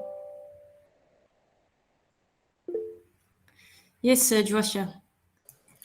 Thank you, Evelyn, and thank you, Federica, for the presentation. I guess I would ask like a very general question as to what extent the developments you see taking place in Italy do you expect to impact European level of enforcement, or like to what extent you expect that other authorities across the EU will follow what's happening in Italy at the moment? May I reply now? Yeah. I think that there can be a trend in this direction. I haven't checked what has been decided by other national regulatory authorities. But one of the things that I realize is that the application of the Digital Service Act will be in charge of digital service national coordinators, national bodies.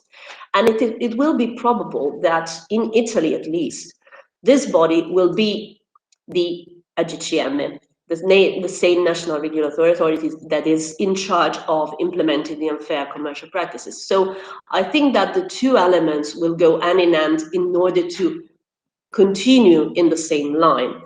I'm not sure if this is going to be the same in other countries, but given that there will be, at least in the context of the Digital Service Act, a coordination board that will involve the collaboration of each national regulatory authorities, it will be possible to see some kind of shift or interest in the possibility to share this type of approach also in a European context. I'm not sure if this is going to be the case, but there are possibilities in that direction.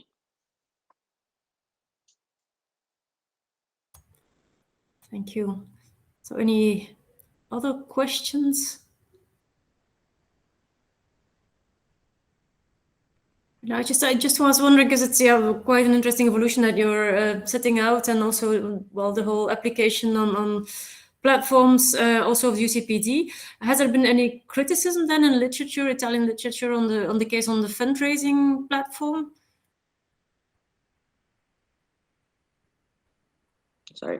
Yes, there has been a debate on this point, but let's say that the one regarding the fundraising as excluded from the unfair commercial practices is a minoritarian position.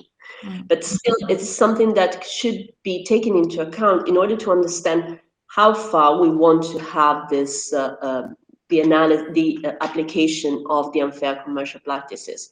Because as was mentioned also in one of in the presentation about dark matters, we will have some different application and different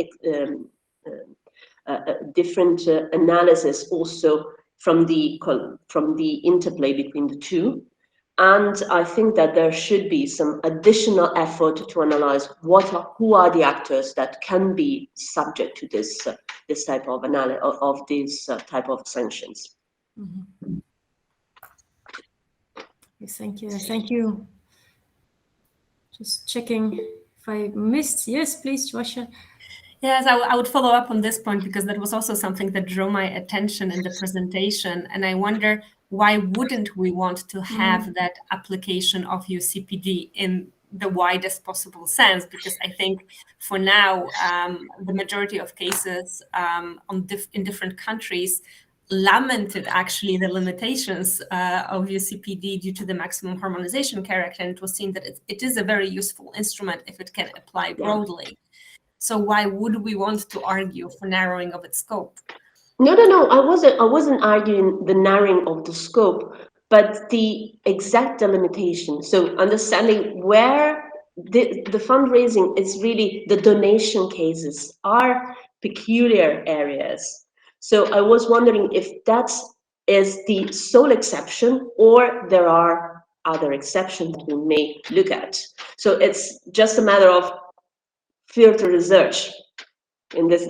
I was not going to limit anymore. It's just understanding which are the exceptions.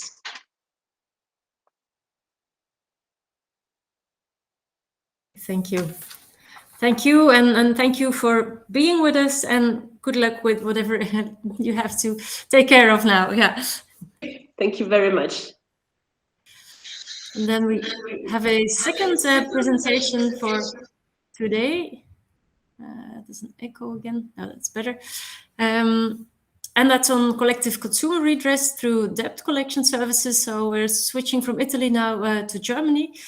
A critical case analysis of a rare case of coding in civil law countries. Definitely also looking forward to that presentation.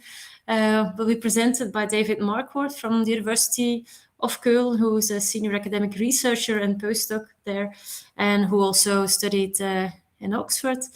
A couple of years later, I think I didn't meet you there. There's some age difference, but it's definitely still a nice place. And you have had a very prestigious prize, I see, also with your dissertation. So we're looking forward to your presentation. Yeah, hi. I hope you can hear me and hopefully see my presentation as well. Yeah. Good afternoon, everyone. I've learned so much about cutting edge consumer law this couple of days. This will take me a while to process all of that. So I'm happy to add maybe a little bit, a little nuance to that. Yeah, this works as well. By presenting my paper on coding a collective consumer redress vehicle in Germany. In the next minutes, I will show you how the legal services market in Germany has come up with a new way of enforcing consumer claims by using debt collection services, and talk about what implications this market development has for the EU Directive 2020/1828 that we already talked about or briefly mentioned on representative actions for the protection of the collective interests of consumers. And more generally, the future of consumer law enforcement regulation as a mean for improving the access to justice.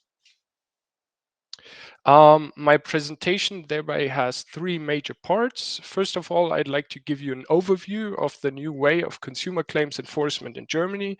Especially, I'd like to address the reasons why it was coded the way that it was. In the next step, I would like to put the recent developments into some kind of perspective by comparing market-made consumer claims enforcement initiative with the EU's top-down attempt with a directive. Insofar, I'm proposing that the directive, in light of the recent market developments, offers at least German consumers, but probably consumers in other European member states as well, too little, too late. To explain this in more detail, I will highlight three lessons that the market developments must teach future regulators.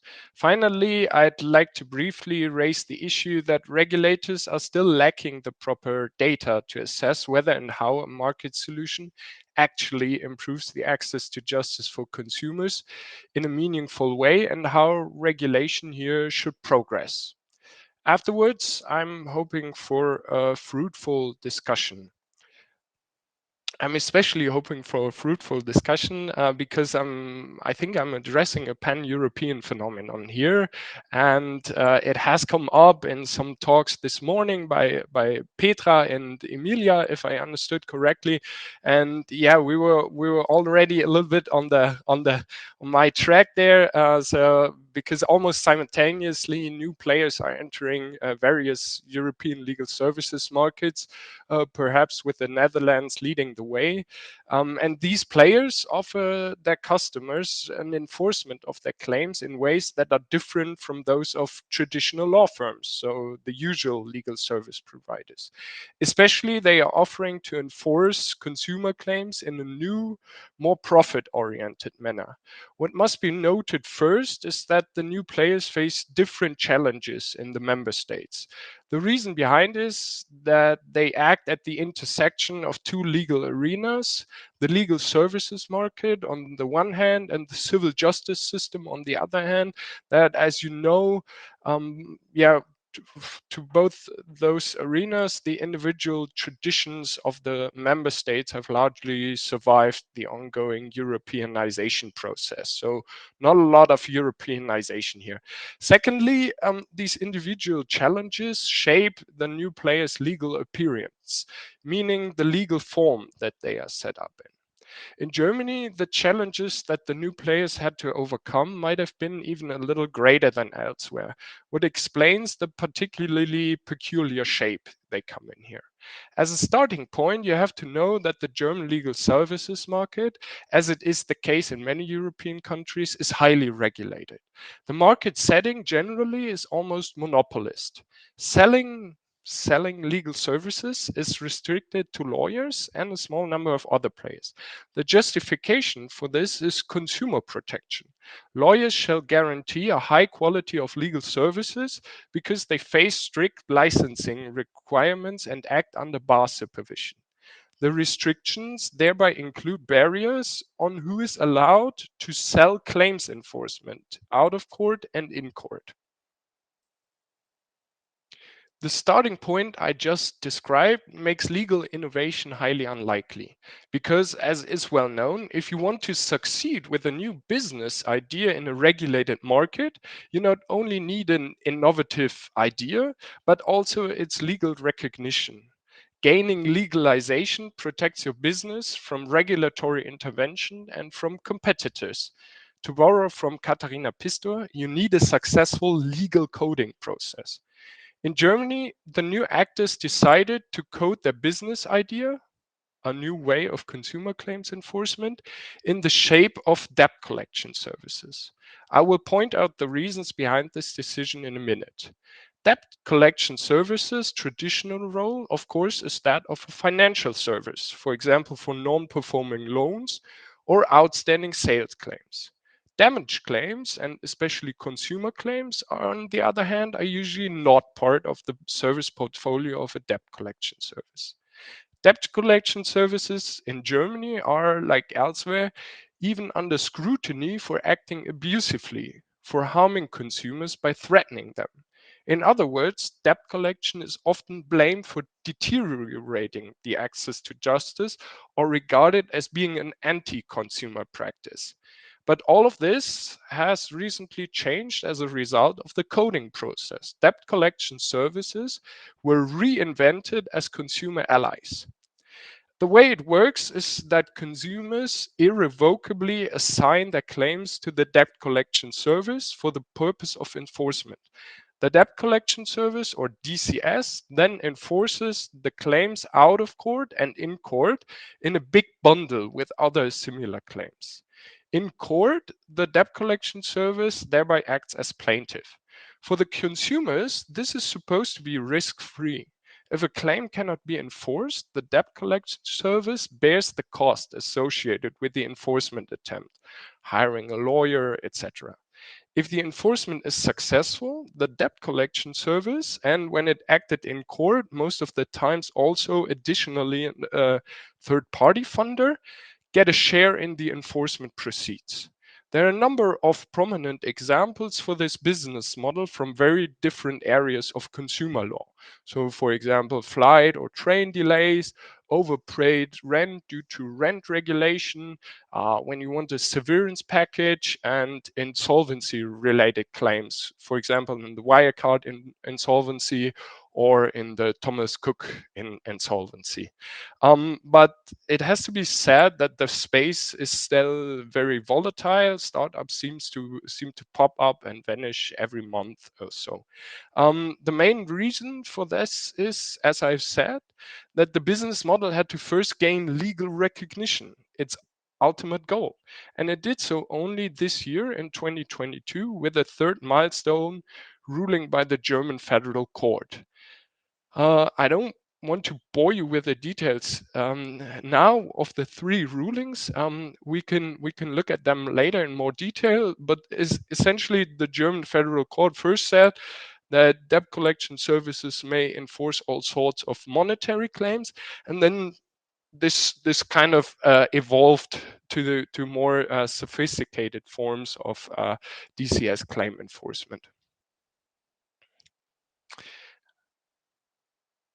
The question you're probably asking yourself at this point is, why go through these troubles? Why use debt collection services?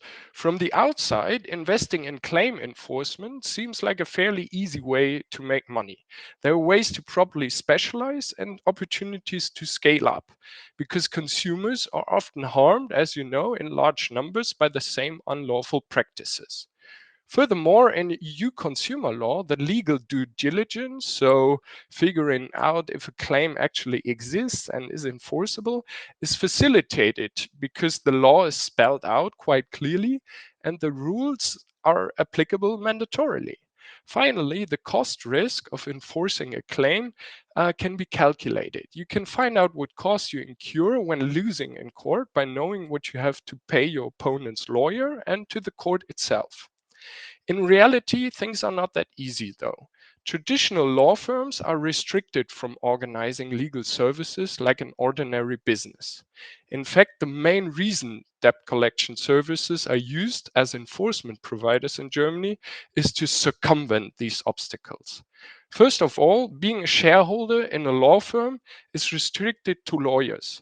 It's not possible to raise outside equity capital, but you need a lot of equity capital if you want to enter the enforcement market, because you need to advertise to get the customers, do the initial legal assessment, develop software for handling large amounts of claims, set up call centers, hire legally trained staff, etc. Secondly, law firms also face restrictions when it comes to contingency fees, meaning no win, no fee arrangements, where you as a client only pay if you win and not upfront. And finally, when a law firm goes to court and acts in court, it cannot circumvent the loser pays rule. What that means is that it cannot lift the client's risk of losing a court battle by undertaking to bear the court fees, etc., if the client loses. Only as a reaction to the rise of debt collection services, some of these restrictions have partly been lifted for lawyers very recently. The fact that the debt collection model had to circumvent the traditional setup of the German enforcement market and fight for legal recognition begs the question how regulators that want to leave this market setup untouched are working on improving consumer claim enforcement. In other words, what can we, in light of the market developments, say about how successful a top-down regulation attempt will be? Interestingly, a strong temporal link exists here that almost screams for doing this comparison. The rise of debt collection service claims enforcement coincides with a take on improving the means for the enforcement of union law protecting customers on the EU level. I'm of course speaking about Directive 2020-1828 that is, as you will know, applicable from 25th of June next year onwards and has to be implemented in the member states by December 25th. So in a few days, even though at least in Germany, we still only have a draft legislation. And I think my presentation hints a little bit towards what the problems can be. So why is this comparison so tempting? Mainly because the directive explicitly also, among other things, aims at improving the access to justice, or as it says in recital 5, address the challenges relating to the enforcement of consumer law, to improve the deterrence of unlawful practices, and to reduce consumer detriment in an increasingly globalized and digitalized marketplace. It is necessary to strengthen procedural mechanisms for the protection of the collective interests of consumers.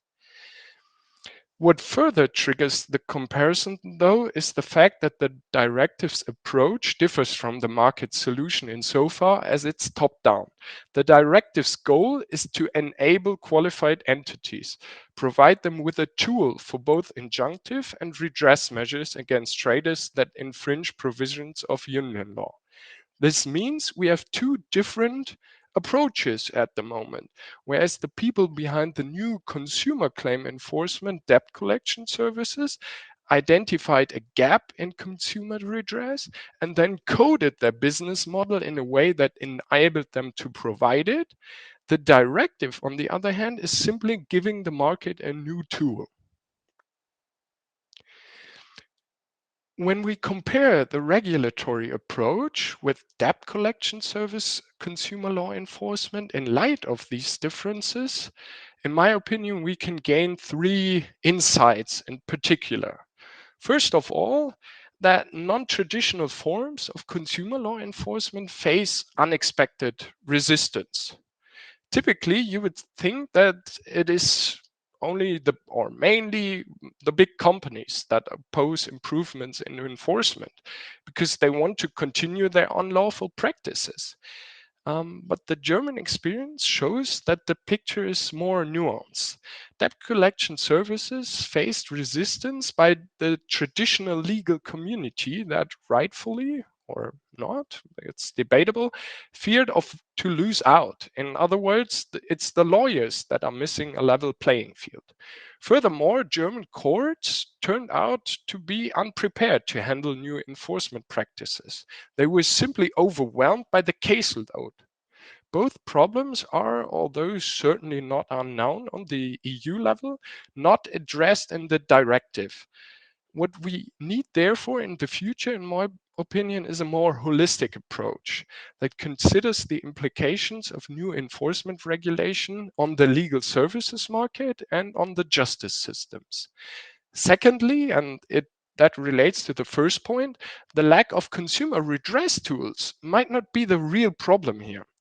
Instead, the legal services market has, not only in Germany, proven its potential for innovation.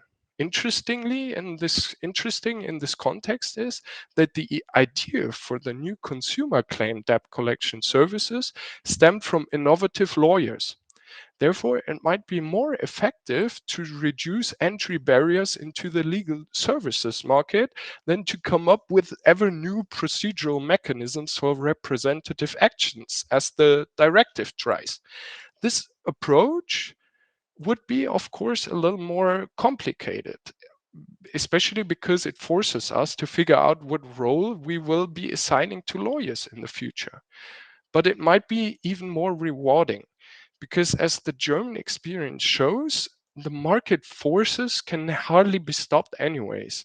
We might as well canalize them if we don't want to wake up, and I'm clearly exaggerating here, but you get the gist, in a world without lawyers. Thirdly, the EU approach might not work. As I have said, in Germany, the market has tailored a service for consumer needs. It's a business model where the profit margin seems to be actually quite high. This model offers lots of incentives to enter the consumer claims enforcement market. The EU approach, on the other hand, is to present only a tool, a legal mechanism that might be effective but requires adoption. In other words, we need someone to take it up. The directive's success crucially relies on the formation of a new service market. It's not a given that this will work. Just take the example of legal wills. It's a well-established and easy-to-use tool, yet a lot of people make no use of legal wills. Additionally, the directive states that only so-called qualified entities can act on behalf of consumers, and these have to operate on a non-profit basis. That can be partly circumvented by third-party funding, of course, but this is also restricted in ways that are still a little bit unclear, at least to me. And what's interesting here is that they always rely on a conflict of interest, even though at least the German Federal Court never saw a conflict of interest in these cases. And this begs the question if the regulator is even offering the market enough incentives. Therefore, the harsh conclusion, the directive offers too little, too late. In light of the shortcomings of the current regulatory approach by the EU, the final question we have to ask is the market approach maybe enough? Does it render further regulatory attempts superfluous? Thereby, the ultimate measure of success of debt collection service consumer claim enforcement must be, in my opinion, whether it actually improves the access to justice. But to assess this is not easy, and if not to say impossible at the moment. In a broad sense, the new actors certainly further the access to justice, since they help closing the gap between thick EU consumer law and thin law enforcement. What I mean by that is that EU consumers' lives are becoming more law thick every year. As a result, their daily life experiences become more justiciable. In theory, they are given more law that is on their side in case of a harmful event. But these potential claims do not make cases. There's a gap that debt collection service consumer claim enforcement helps to close. In the end, though, actually improving the access to justice must, in my opinion, mean more. When looking at the supply side of legal services, they would have to be effective, sustainable, and provide services in a fair and accurate way. The problem with the new providers here is exactly what is also their biggest advantage. They aim for profits. The downside of this may be that they are overly selective in accepting claims, might demand a disproportionate share of the enforcement, might shift away from consumer claims even to more profitable business claims, as they have already done. A lot of them are doing cartel claims at the moment. And finally, the new players might simply just vanish or shift to being platforms that direct you to a lawyer because this seems more profitable. But above all, in regard to this further goal, so furthering the access to justice, we are simply missing the data necessary to assess it. We are not collecting data in a way that would enable us to compare states before and after the creation of a new enforcement model. We even cannot say if the rational disinterest of consumers is actually vanishing in a meaningful amount or not. Acquiring data on unmet legal needs thereby is generally a hard thing to do. But we are also not focusing on it directly at the moment. Instead, we are discussing competition between lawyers and new market entrants. We are discussing cross-border aspects, etc. But the access to justice actually plays a lesser role. Therefore, my presentation concludes with a call for more evidence-based regulation of consumer claim enforcement, so that in the future we might be able to properly assess where we should really turn to for the sake of consumers, the regulator or the market forces. Thank you.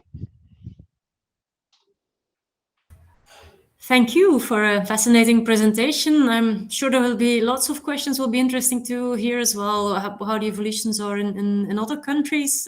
We've seen those entities pop up here in Belgium as well, but we'll pass on to the next presentation first, and then we'll get back to you for a discussion and questions. So we still have a presentation on influencer marketing. We move from Germany to Poland, influencing EU consumer and market law. Monica sent me an email earlier today that she wouldn't be able to be present, but very happy to be able to pass the floor to you, Carolina. Thank you for joining us and for presenting later on. So you're also from the University of Lodz. You are a professor at the chair of European Economic Law, studied in Münster and Strasbourg, also in Turin, and we're very happy to listen to your presentation. Thank you very much. I'm very sorry Monica was not able be here today, but I hope I will represent her correctly. And I'm wondering whether you can see my presentation now. No, at least No. I can't. Because it is said that I'm already that the presentation is available for you. Right, it's doing something now. I'm presenting my screen now. Yeah, but not the presentation. You do not see the presentation. No. You are showing your screen, just not the presentation. You can see my screen. Okay. Yes. Okay. All right. So now I understand where is the problem. I think. Now we see your Word document. Yeah. Be careful on what you share. Yeah. Yes. You see. Okay. And Okay. now. Yes. Now we can see the presentation, but in presentation modus. In a presentation. So not full screen. But it is the full screen, but on another screen, and that's why I'm wondering how to change it. So if you maybe go back from the presenting mode and try to access presenting mode again and choose the screen you want to present. All right. Okay.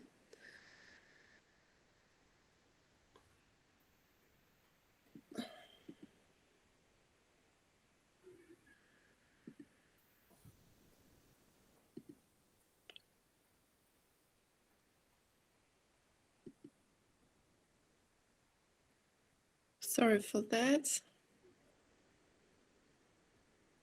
Now you're sharing your screen again, but we don't see the presentation yet. I think you're sharing the same screen, so my advice would be to put the presentation on the full mode on that screen. Mm-hmm. Okay, let's see whether I can do it.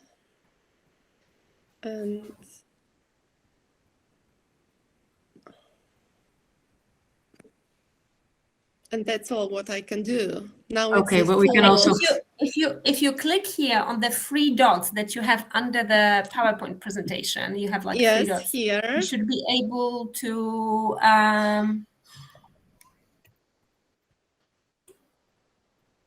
yeah, I think it's the Zamień wyświetlacze. Okay. Otherwise, you send me the PowerPoint and we share it. Through no, there that we works. What about Thanks. now? Yeah, it's good. Yes, we can see it. We're fine. Thanks for the assistance, Joasha. Thank you very much. And do you see the full presentation? Yes. Yeah. Yes. Now it's everything is visible. Yeah. Yeah. Okay, perfect. Thank you very much. Okay, I'm very sorry for that, but I hope it will be better now. Okay, so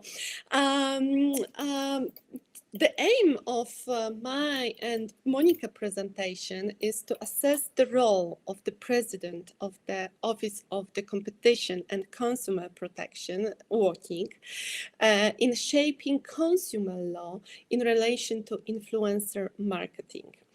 In particular, our research focuses on determining the relationship between the activity of the national market regulators and the law of unfair commercial practices, and whether such activity can or cannot influence the EU consumer market.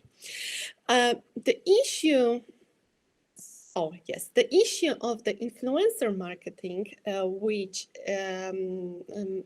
is the influencer is the person who does an online creation and acts for commercial purpose, and the definition of that person we can find in the report commissioned by the European Parliament is not new. And we know that papers on the legal aspect of influencers' activities have also appeared in Journal of European Consumer and Market Law, the organizer of the conference, such as the paper of Catalina Goanta and Joasia Luzak. However,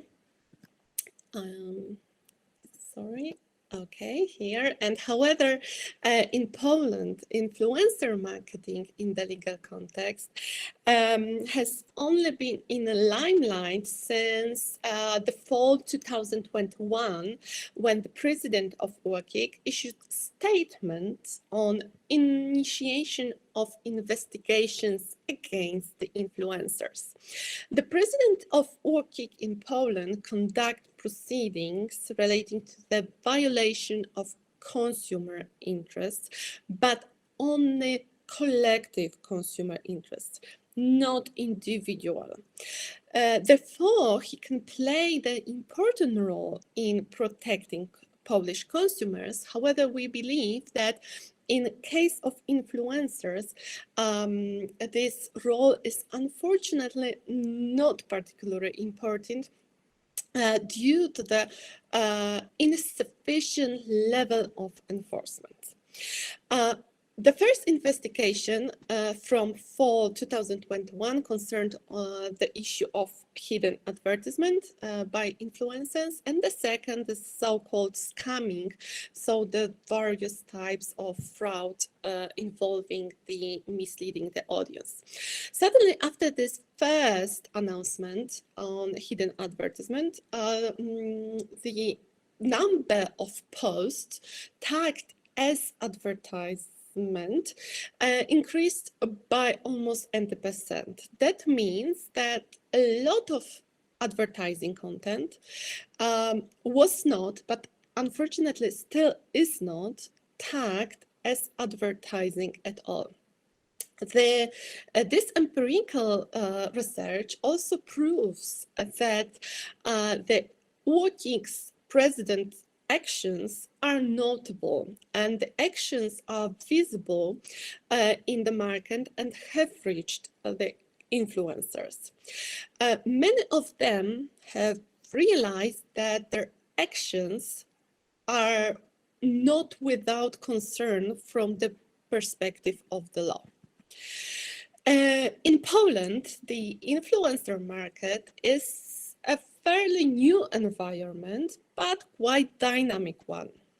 It is estimated at about 40,000 influencers, and like consumers in other countries, also in Poland, the audience, often young audience, is emotionally and psychologically connected to the influencer. However, in Poland, I think the situation might be a bit different comparing to other countries, because trust in social media is enhanced by the fact that the trust in other media is very low, like particularly with regard to the television. And in view of that, the actions of the president of the office were anticipated by those interested in transparency in advertising and consumer protection. Rather, they were, of course, not expected by the advertisers and influencers. And as a first step, the office launched the awareness campaign on Instagram.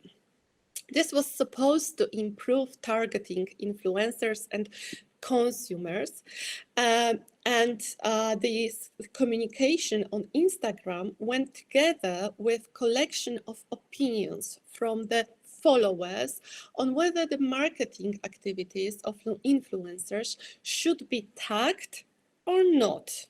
And of course, opinions were divided. In addition, the president of UOKiK conducted an inspection of the influencers market, and as a result, he imposed financial penalties on few Polish influencers for persuading people to invest in financial pyramids, not cooperating with the authority on presenting information, and for informing about discounted price of goods when it was not true. As a result, the president of the office issued recommendations in September 2022. The recommendations are primarily aimed at influencers, advertising agencies, and advertisers. They are written in a very simple language. They include recommendation with examples on marketing, on various social media like Facebook, TikTok, YouTube, Instagram. They also include different types of advertising content, or whether it is a cooperation, self-promotion, advertising of own brands or gifts. This recommendation differentiate also the cooperation methods, whether it is contracting or forms of remuneration, what is the duration of the cooperation.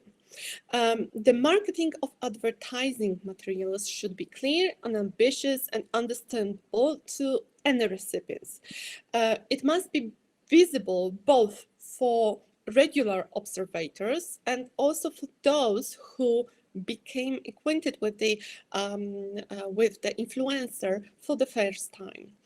It is also important that the commercial nature of the content should be indicated to the consumer at the initial state of familiarization with the content on mobile and desktop. And also, it is recommended that the advertising should be tagged in two levels, by description and also by the functionality of the platform. The recently increased digital fairness enforcement in Poland demonstrates that a new on Polish scale approach to such practices has been attempted. However, the guidelines of the presidents of UOKiK are significantly late comparing to the activities of analogous consumer protection authorities in other member states. Relevant guidelines were issued, among others, by the Hungarian competition authorities in 2017, and these recommendations are now currently under review, also by Italian authority. Such guidelines should also be followed by the concrete enforcement actions. Systematic changes are therefore needed, as a battle with the individual influencers is designed to fail. These systematic changes could introduce an obligation also to control the credibility and labeling of advertising, also by social media platforms. In this point, we should also mention the European Commission's guidelines of December 2021 on the interpretation of the directive on unfair commercial practices. But these guidelines, although they refer to influencers, but have different nature. They are not guided for the influencers, I consider, but they are aimed at more at the consumer protection authorities and national courts. Coming back to Polish grant, and in conclusion of this presentation, we would like to say that the number of decisions of the president of the UOKiK does not correspond to the number of influencers activity on the market. It is difficult to expect that influencers whose activity involve crossing borders, including these legal ones, which will change their practices as a result of famous but only few decisions or guidelines of the Polish Regulatory Office. And above all, the actions of the president of UOKiK are insufficient in the view of the increasing number of highly sophisticated digital commercial practices. The activity market regulators, such as President of WOTIC, should only support legislative actions in this regard. It is necessary to use instruments appropriate to the characteristic of the media in which unfair hidden advertisement takes place. We therefore argue that this ineffective activity of the Polish Consumer Protection Authority demonstrates insufficient degree of a problem solving at national level. In fact, there is a need for a new generation of consumer legislation on EU level, and this legislation should ensure high level of consumer protection in the age of digital revolution. We can, of course, ask whether existing regulations like Unfair Commercial Practice Directive are sufficient. Will we achieve an adequate, appropriate level of consumer protection by applying existing regulation and by interpretation of the Court of Justice, as it was in the Pick and Kloppenburg case? Answering to this question, we consider that existing regulations cannot be applied correctly and adequately. Just in the context of influencer marketing, one has to think about the meaning of the term digital unfairness, average consumer, or vulnerable consumer, and also effective enforcement. This analysis should be carried out at the European level. These considerations will also be carried out by the European Commission. The Commission will analyze whether additional actions is needed to ensure an equal level of fairness online and offline. From 28th of November this year, the Digital Fairness Fitness Check on EU consumer law is under public consultation, and there is only one question referring to the influencers. Influencer marketing is only an example among many practices related to the digital revolution that local authorities have to face. The new online and technology-enabled forms of influencing consumer decision are more sophisticated than the traditional ones, while at the same time they achieve better effect. This can be evidenced by the growing popularity of this type of advertising on social media. Therefore, our conclusion may apply more broadly, not just to one practice as it was the influencer practice. Thank you very much for your attention. Thank you so much, Carolina, for again a very insightful presentation. Also, in a way, also about an aspect of enforcement. So I'm very happy to open the floor and see whether there are questions to the two speakers. Yes, Peter.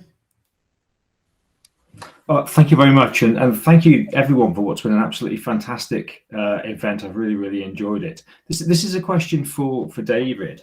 I just wondered, David, to what extent you thought that the growth of debt collection services in Germany as a sort of instrument of consumer redress is a reflection not just of market conditions in Germany and perhaps the failure of traditional legal services, but is also in part a failure of our getting to grips with alternative forms of dispute resolution. Is that something we need to go back to, or are we talking about different sorts of claims in your particular case? Thank you. Shall I answer directly? Please, yes, please go ahead. Yeah, okay. Thank you very much, Peter, for this question. It's actually one that yeah, that definitely needs to be addressed in this regard. And I think the answer is, and I will explain why I'm saying I think. The answer is yes. I mean, we have come up with tools of alternative dispute resolution and these these ombudsman functions, from the side of big companies and also from the side of regulators, and we've been pushing for that for a long time. But now we can see, and I think the new debt collection services show that very clearly, that these systems are not properly being taken up.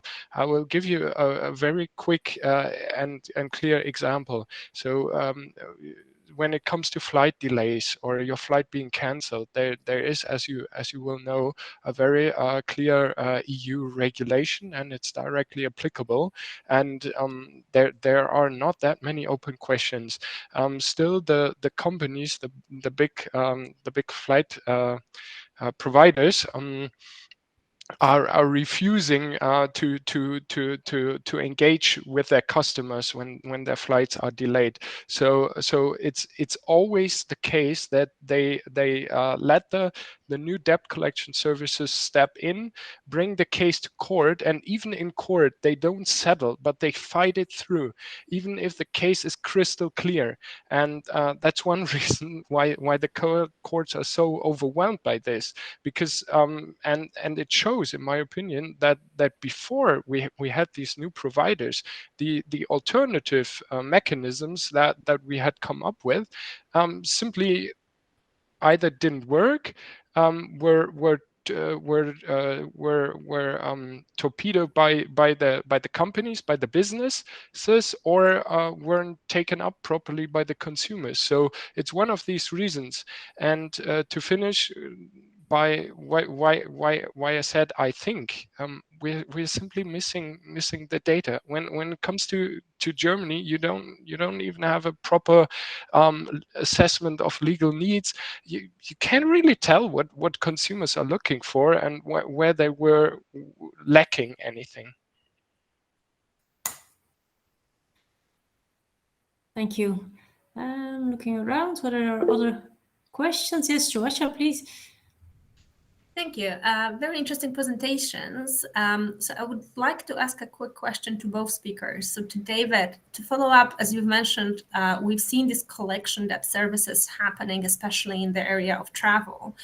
And I mean, I'm not surprised that the airlines would fight against any request for payment, whether it comes from a consumer or actually especially from a third party to whom the consumer has delegated the claims, because obviously such parties will likely collect more claims than the ones that would come from individual consumers. So there's even more incentive to try to resist payment for an individual from a third party, from a debt collection provider. And my question there is, what can be done to actually facilitate such redress? Can something be done on EU level?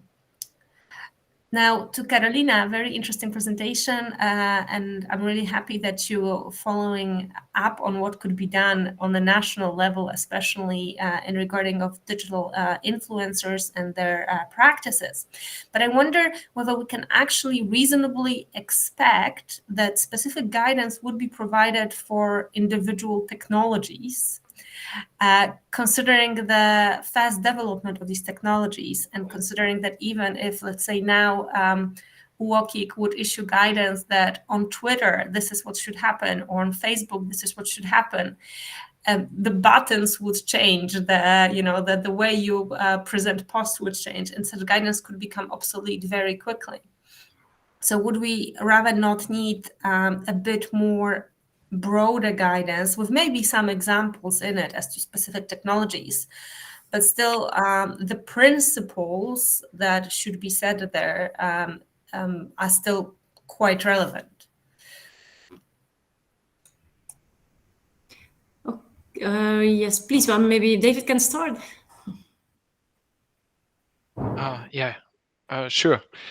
Thank you very much for that question. Yeah, it's also quite a hard one because there are, of course, we are running into questions of EU, so to say, constitutional questions, right? Because as I have tried to say, in my opinion, we have to work on the one hand on the legal services market, and on the other hand on the civil justice systems, and both are like kind of, so to say, like holy cows of the member states, right? So it's very hard to intervene in them on the EU level. But in my opinion, I think recently on the EU level we've seen things go into the right direction when they first when they addressed the question of third-party funding, for example, for the first time. And I think we should progress in that direction. How do we want to regulate it? Do we really want to make to have a lot of businesses make money with claims enforcement? And as I have seen this development in Germany, that seems like a pretty good way to go. But obviously it raises further questions. So in short, I would say I think the beginning would be to even talk about it, right? To not focus on a level playing field between member states anymore, to not focus on who has a collective consumer redress mechanism and not, what are the cross-border implications. Those new debt collection services, they can enforce claims that come from other EU member states as well. And I think it's the same in some other EU member states. So we have a cross-border mechanism here already. So I think we should progress with the discussion to third-party funding, etc. Thank you. And then Carolina, please, your light on the influencers and the specific guidance. Yeah. Yes, thank you very much for the question. And to make the long story short, I would say yes. I would expect to have the guidelines for kind of technological unfairness, let's say, and applications. Why? It's like with the influencers. Of course, we know that we have the appropriate unfair commercial practice directive articles and applicable provisions that can be applied to the influencer market. But there was a big question how to apply these provisions. And because people who should apply, who will apply these provisions are traders. Of course, influencers are the traders, but which knowledge about the law is not on a very high level, although it should be. Not very high, but at least in their in the sector of their activity, they should know which law they should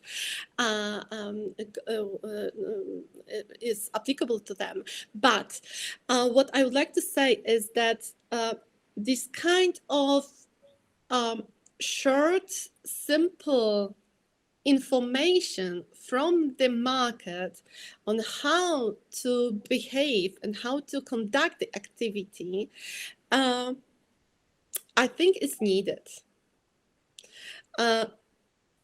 And this will refer also to other kind of activities. Like yesterday, we had the communication from the WorkIC, from the president of WorkIC about the paid opinions. This is another similar problem, like with the influencers. And in that case, I also think that this is another the kind of digital activity, unfair digital activity that, but we will have many of them, and the solutions should be found also on the EU level, not only on the national levels. Thank you very much. Okay, well, thank you very much. So 2 clear calls for action, with which I think we have to finish this session, and then I'll hand over the floor again to Alberto, I think, for the next session. But first, a break. It's 10 past that the next session will start. So see you. Thank you very much to the speakers and all participants. Anyway, good evening, everyone. I'm Mateja Đurović, and I'm a reader in commercial and contract law in King's College London, and I'm also very proud to say that I'm one of the editors of this amazing law journal. And, you know, last but not least, this is kind of the last session of the day. I'm sorry that I kind of missed most of the sessions before, because actually I'm attending another conference in person, and actually I'm speaking on another conference online. So it's been quite busy, but I'm looking forward, you know, as everything has been recorded, to watch it. So many thanks for being with us. And I think it's really, it has been a really great 2 days. So wonderful. I know you're all kind of excited about the weekend to start soon. So let's start with the first presentation of the kind of the last panel. And that is Ioannis Revolidis from the University of Malta, who will be speaking about the importance of a redemption in the European Union civil procedure consumer law. Yanni, the floor is yours, please. Thank you, Professor Đurović, and thanks to the organizers of this conference for allowing me to participate today and share my ideas on mandatory arbitration clauses in consumer contracts. I know that my original title might not have been as indicative of what I will be talking about, but this will be my primary concern. And I will try to share my screen, hoping that you will be able to see the presentation that I have prepared. Hopefully you can see my slides.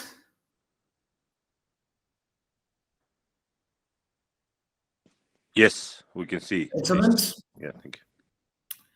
And the way I would like to approach this topic is, first and foremost, I want to introduce the basic use case, which I will use as an example in order to illustrate the problem, which is mandatory arbitration clauses in transactions that have to do with non-fungible tokens.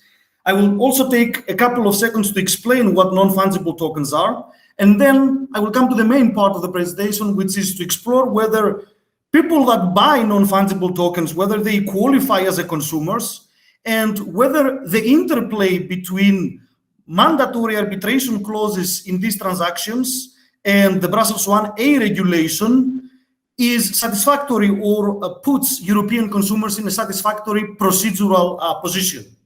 So, first and foremost, defining the problem, as a basic use case, I would like to mention a case that was decided a couple of months ago by the UK courts. It is the Soleimani versus Nifty Gateway.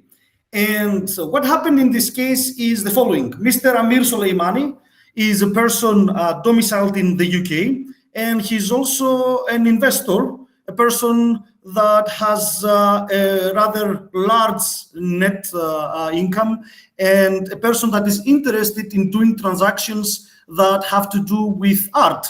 And he's not only buying physical art, but recently he has also been interested in digital art in the form of NFTs. So he participated in one of the auctions that was held by the NFT platform Nifty Gateway. The way these auctions work is that an NFT is being put on sale on the platform of the provider, and that different participants, of course, are allowed to make offers. In this case, Mr. Amir Soleimani was the bidder who did the highest offer, and therefore the platform was willing, of course, to sell the NFT to him. But for some reason that only Mr. Soleimani knows, he decided not to pay the money that was required for the transaction to be completed. His bid was as high as $650,000, but for some reason he decided not to carry on with the transaction. Now, the basic problem here stems from the fact that the platform of Nifty Gateway has an arbitration clause At the time of the conclusion of Mr. Soleimani's transaction, it was clause number 17. Nowadays is clause number 21. But according to this clause, all disputes between buyers of NFTs and the platform shall be exclusively adjudicated via mandatory arbitration in New York. Not only that, but consumers, in fact, even resign from the right to pursue class actions and, in general, any court action against the platform. Now, what happened here is that it was not Mr. Soleimani that chose to go to court. It was the platform that decided to instigate the arbitration proceedings in New York in order to claim the $650,000 that they believed that Mr. Soleimani owed them. Mr. Soleimani appeared in front of the arbitrator and he raised several claims, one of them being that he was contesting the jurisdiction of the arbitrator to rule over this case because Mr. Soleimani considered himself to be a consumer. At the same time, and while the arbitration procedure was open in New York, Mr. Soleimani decided to also bring an action in front of UK courts, asserting his consumer protection rights, including the procedural consumer protection rights that stem from the Brussels 1A regulation. This case was decided around the time that the UK has exited the European Union, but the UK has retained the consumer procedural provisions of the Brussels 1A regulation for a period of time. So the case was in essence based of what effectively are Articles 17 to 19 of the Brussels 1A regulation, which now of course appear in a national UK law with some minor adjustments. The UK courts were not very sympathetic of the arguments of Mr. Soleimani. Both the High Court in the first decision that I mentioned on the slide and the Court of Appeal rejected his claims that he merits procedural protection as a consumer according to the provisions that I mentioned before, the EU and UK provisions in favor of consumers. And now I would like to carry on and say a few words about NFTs because they will play a role to the assessment of this case. Now, in general, the questions that I would like to address from this situation is, first and foremost, would Mr. Soleimani qualify as a consumer under EU consumer law? Is the arbitration clause included in the terms and conditions of Nifty Gateway valid? Who has the power to decide on the validity of this arbitration clause, the arbitrator or in national courts? And of course, can Mr. Soleimani seek protection before UK courts in this case? Now, a few words on NFTs. I know that NFTs have been very hyped recently, but they also raise all kinds of different emotions when they are being mentioned, including the emotions of my fairy friend on this slide, which are genuine emotions, of course, of questioning and asking what an NFT is. If I would try to summarize NFTs in very simple terms, I would say that NFTs are a dual creature. First and foremost, they are a digital certificate that rests on a blockchain. But at the same time, NFTs also represent the claim that somebody has over an underlying asset. Now, usually that is a JPEG file of some kind of art, but in reality, NFTs can represent all kinds of assets that can be digitized one way or the other, or sometimes they even represent assets that exist in the physical world.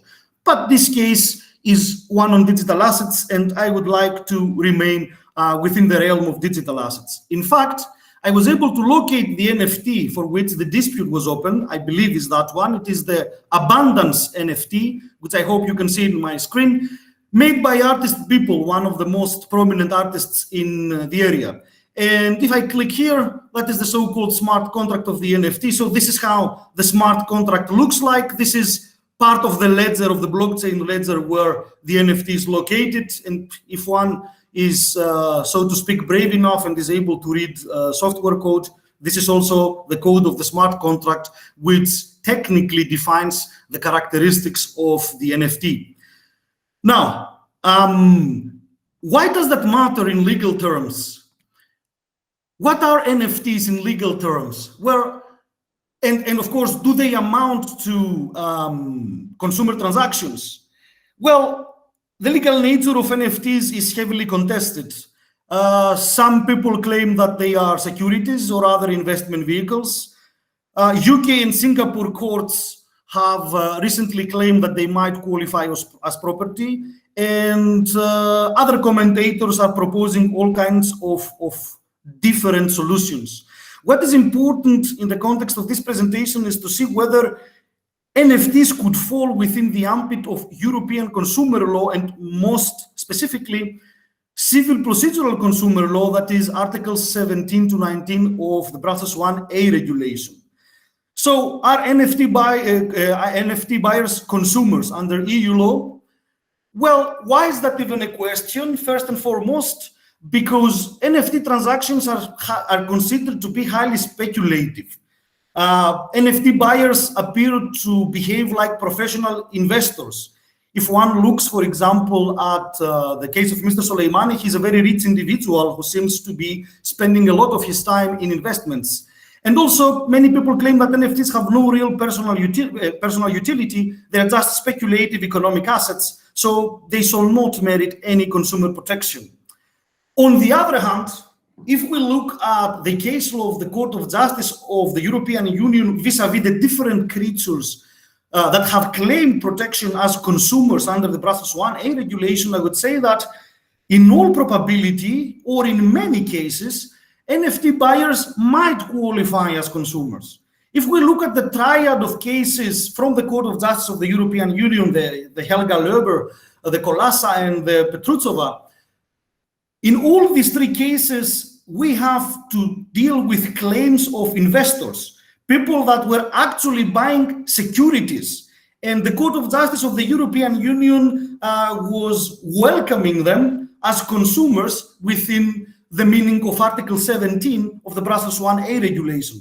The most interesting case of all of these, I think, is that of Mrs. Petrutsova, which was relatively recently decided by the court, because in this case, the court that sent the preliminary question to the Court of Justice was wondering whether elements like the experience of a person in the capital markets, the volume of transaction of which is under scrutiny, and the knowledge that a person might have about the function of capital markets, whether it should play any role in qualifying somebody as a consumer. And quite interestingly, the Court of Justice of the European Union in this case said, no, these elements are completely irrelevant in qualifying consumers according to Article 17 of the Brussels 1A regulation.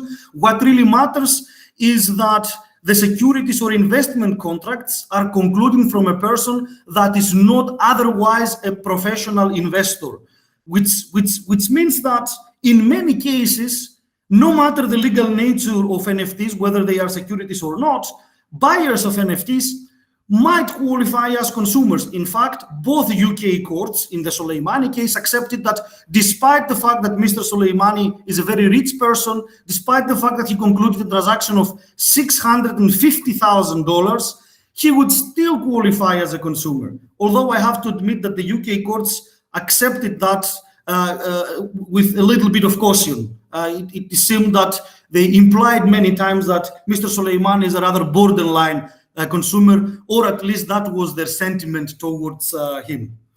Now, in terms of the legal nature of NFTs, whether they are securities contracts or property or something else, that also seems to not pose a huge issue in terms of claiming consumer protection under the Brussels 1A regulation. Why?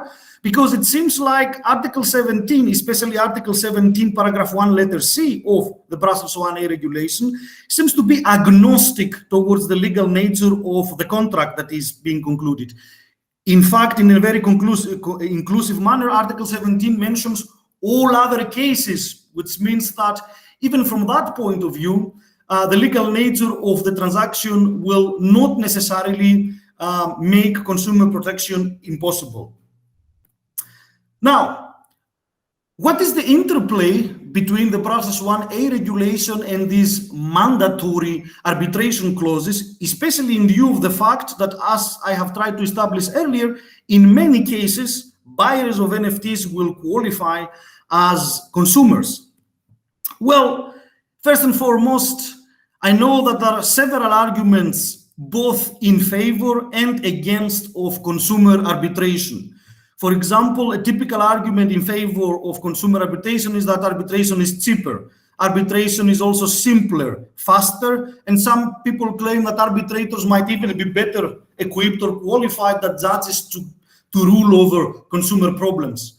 On the other hand, one should also note that arbitrators are nonetheless not bound by EU consumer protection law, which means that going to arbitration might come with an important drawback, which is, of course, that the consumer law acquis of the European Union might not apply.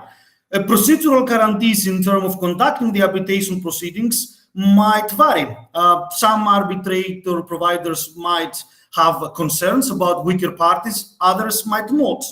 And of course, arbitrators have a tendency to be biased in favor of their own jurisdiction. They're not so much willing to let such matters to slip to national courts. And finally, arbitration is private, which means that we never really know on which grounds an arbitrator decided in favor or against the consumer. So one would say that it might really matter to talk about procedural consumer protection on arbitration against arbitration clauses, because arbitration might not be ideal or as ideal as sometimes is portrayed for consumers. In that regard, if we want to talk de lege lata, the starting point of the discussions will be Article 1, Paragraph 2, letter D of the Brussels 1A regulation. According to this provision, the Brussels 1A regulation is not applicable to arbitration. A better explanation of this exclusion of arbitration is offered in recital 12 of the Brussels 1A regulation. Better explanation, of course, depends on where one stands on the quality of recital 12, but the fact remains that recital 12 has been introduced into the Brussels 1A regulation in order to explain the relationship between the two. And since arbitration is excluded from the Brussels 1A regulation, the starting point is that, unfortunately, consumers will not be able to claim the procedural privileges awarded to them by the Brussels 1A regulation. Which are these privileges? The fact that consumers can only be sued at the member state of their domicile, that they are free to sue the trader in any jurisdiction within the EU, no matter whether it is their native domicile or the domicile of the trader. And of course that jurisdiction agreements are of course allowed, but they are allowed after strict preconditions. And these preconditions are first and foremost that jurisdiction agreements can be entered only after the dispute has arisen. They shall improve the procedural position of the consumer. They shall not deprive him of his privileges. And of course, most importantly, they shall not be mandatory. And they shall not deprive the consumer from the consumer the ability to sue in his native courts. Well, taking for granted that arbitration clauses are excluded, that would mean that consumers would not be able to seek this protection. And on the face of it, the arbitrator would be the one that shall decide about the validity or not of the arbitration clause. And that member state courts shall not be involved in this process. Of course, if one looks at the case law of the Court of Justice of the European Union on the relationship between arbitration and the Brussels 1A regulation in general, the messages are somewhat contradictory. There are cases, for example, which seem straightforward, like the Mark Rich case. If the primary concern of a case is the validity of an arbitration clause, then this issue is excluded from the regulation. That was already clear under Mark Rich, now it is included in recital 12. But at the same time, in the infamous Allianz versus Westtanker case, the Court of Justice of the European Union expressed its disapproval of the so-called anti-suit injunctions. These are injunctions that do not allow the parties to escape the arbitration clause by suing at the courts of the member states. Where does this all leave the consumer? My opinion is that in terms of procedural protection against arbitration clauses, European consumers find themselves in a rather difficult position. If one compares the situation between jurisdiction clauses and arbitration clauses, one would see that in the former case, consumers receive quite protective privileges, whereby in arbitration cases, they are exposed to the will of the arbitrator.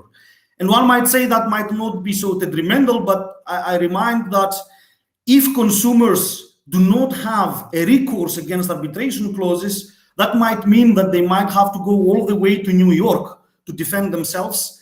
And last time that I checked the data, arbitration in New York is extremely expensive, let alone that not all consumers will be able to go there. So we're approaching a situation where consumers might face a real danger of not being adequately protected against those, including, of course, the fact that arbitrators will not necessarily apply EU consumer protection law on the substance of the case. Is there any possible way out? Well, first and foremost, Yanni, just to remind you about the time, please. Yes, I'm concluding. These are my final observations. There might be indications by recent national and CJEU case law that probably the arbitration exclusion might have to give way to consumer protection, but this is not clearly established in the regulation and the case law of the courts. It is mostly left in member state courts to make sure that this will be the case. That France is a good example. In a recent decision of 2020, the French Cour de Cassation decided that arbitration clauses in consumer contracts shall be viewed via the Unfair Terms Directive. But at the moment, there does not seem to be any conclusive European solution in the issue. The Brussels 1A regulation is under review. I hope that that might be one of the issues to be discussed. But in any case, I would like to raise this issue, and I am very much at the disposal of the participants for any further questions.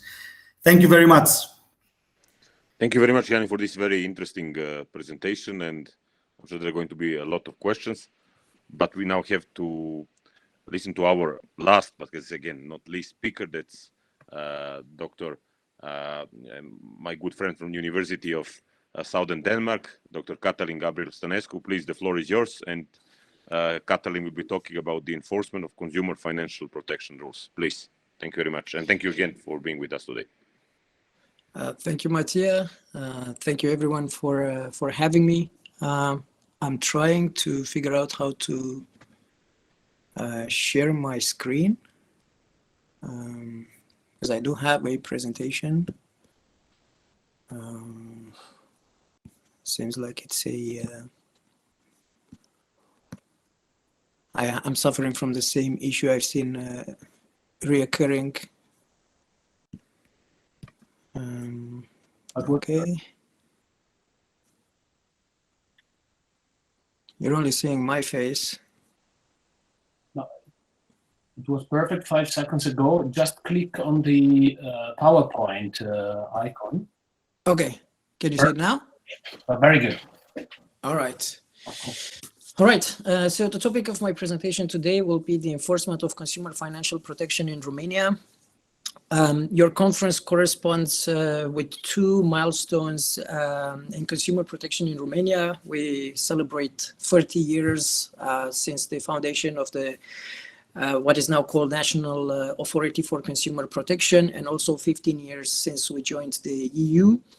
With this occasion, the National Authority for Consumer Protection issued a presentation, a short summary of their activity in the past 30 years. I will show you some data, and also I will just focus ultimately on consumer financial protection, because I think this is a very important chapter, and nevertheless one that the authority still needs to deliver a bit more. Just a few data to put things into context. I've had a look at several reports of the Romanian National Bank in regard to the consumer credit market.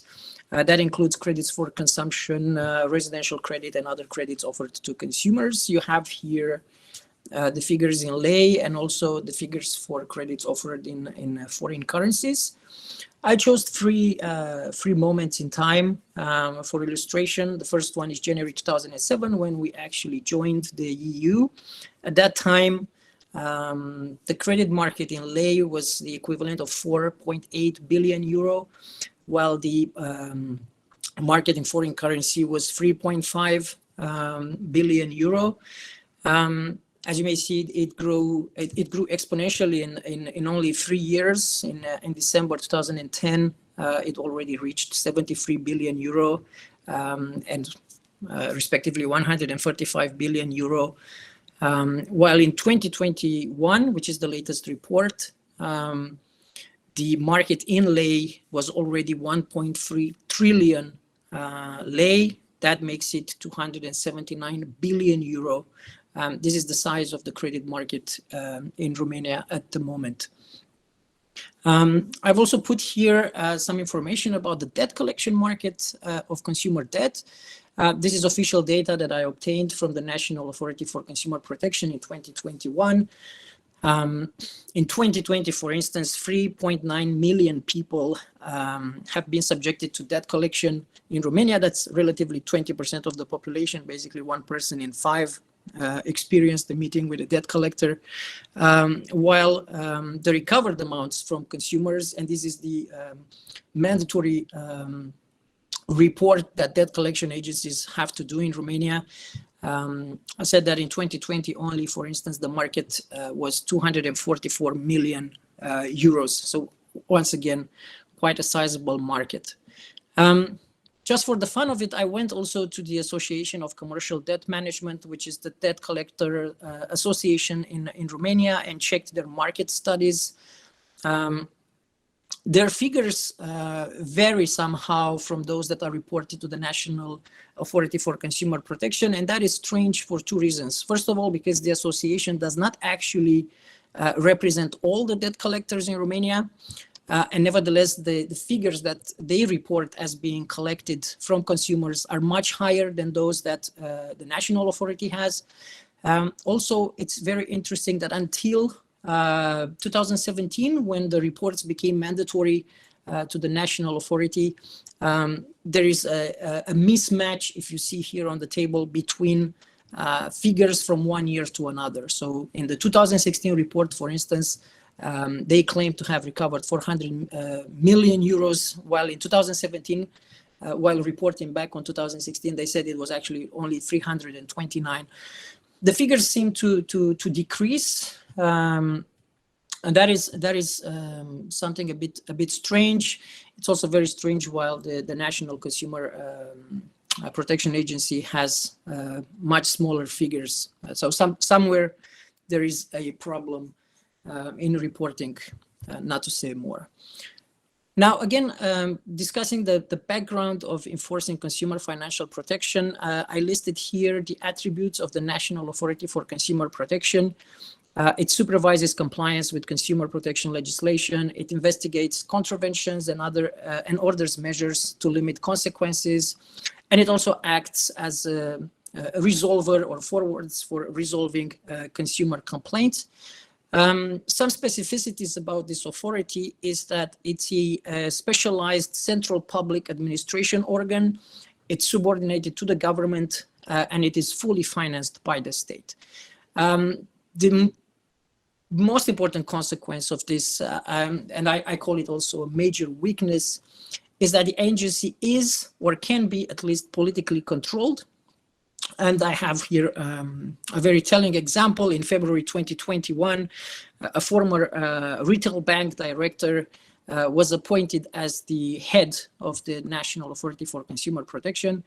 He lasted there for 8 months, but it was a big outcry to basically have the wolf protecting the sheep. Now going a bit into the details and looking closely at the report that the National Authority has done, we see that in general actions, the figures are quite impressive. Over 2.5 million actions in 30 years in respect to food and product safety, over 1.3 million complaints received. 367 million euro in fines, and damages paid to consumers in over 40 million euro.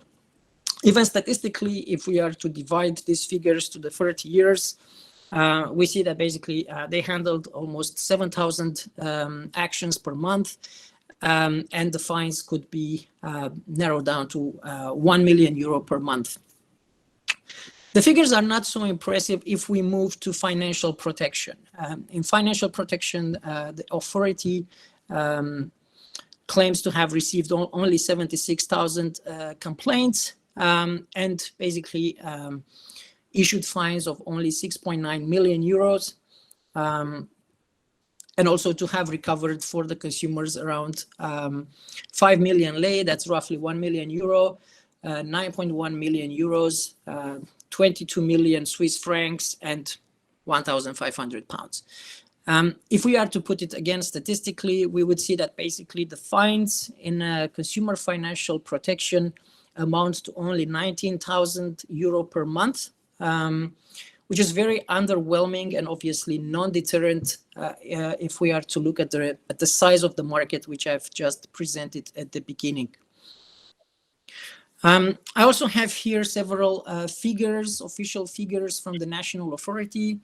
In respect to consumer credit specifically, they claim to have received about 10,000 complaints only in the past 3 years, while in regard to debt collection, the moment is 2017 because that's when Romania implemented the debt collection law.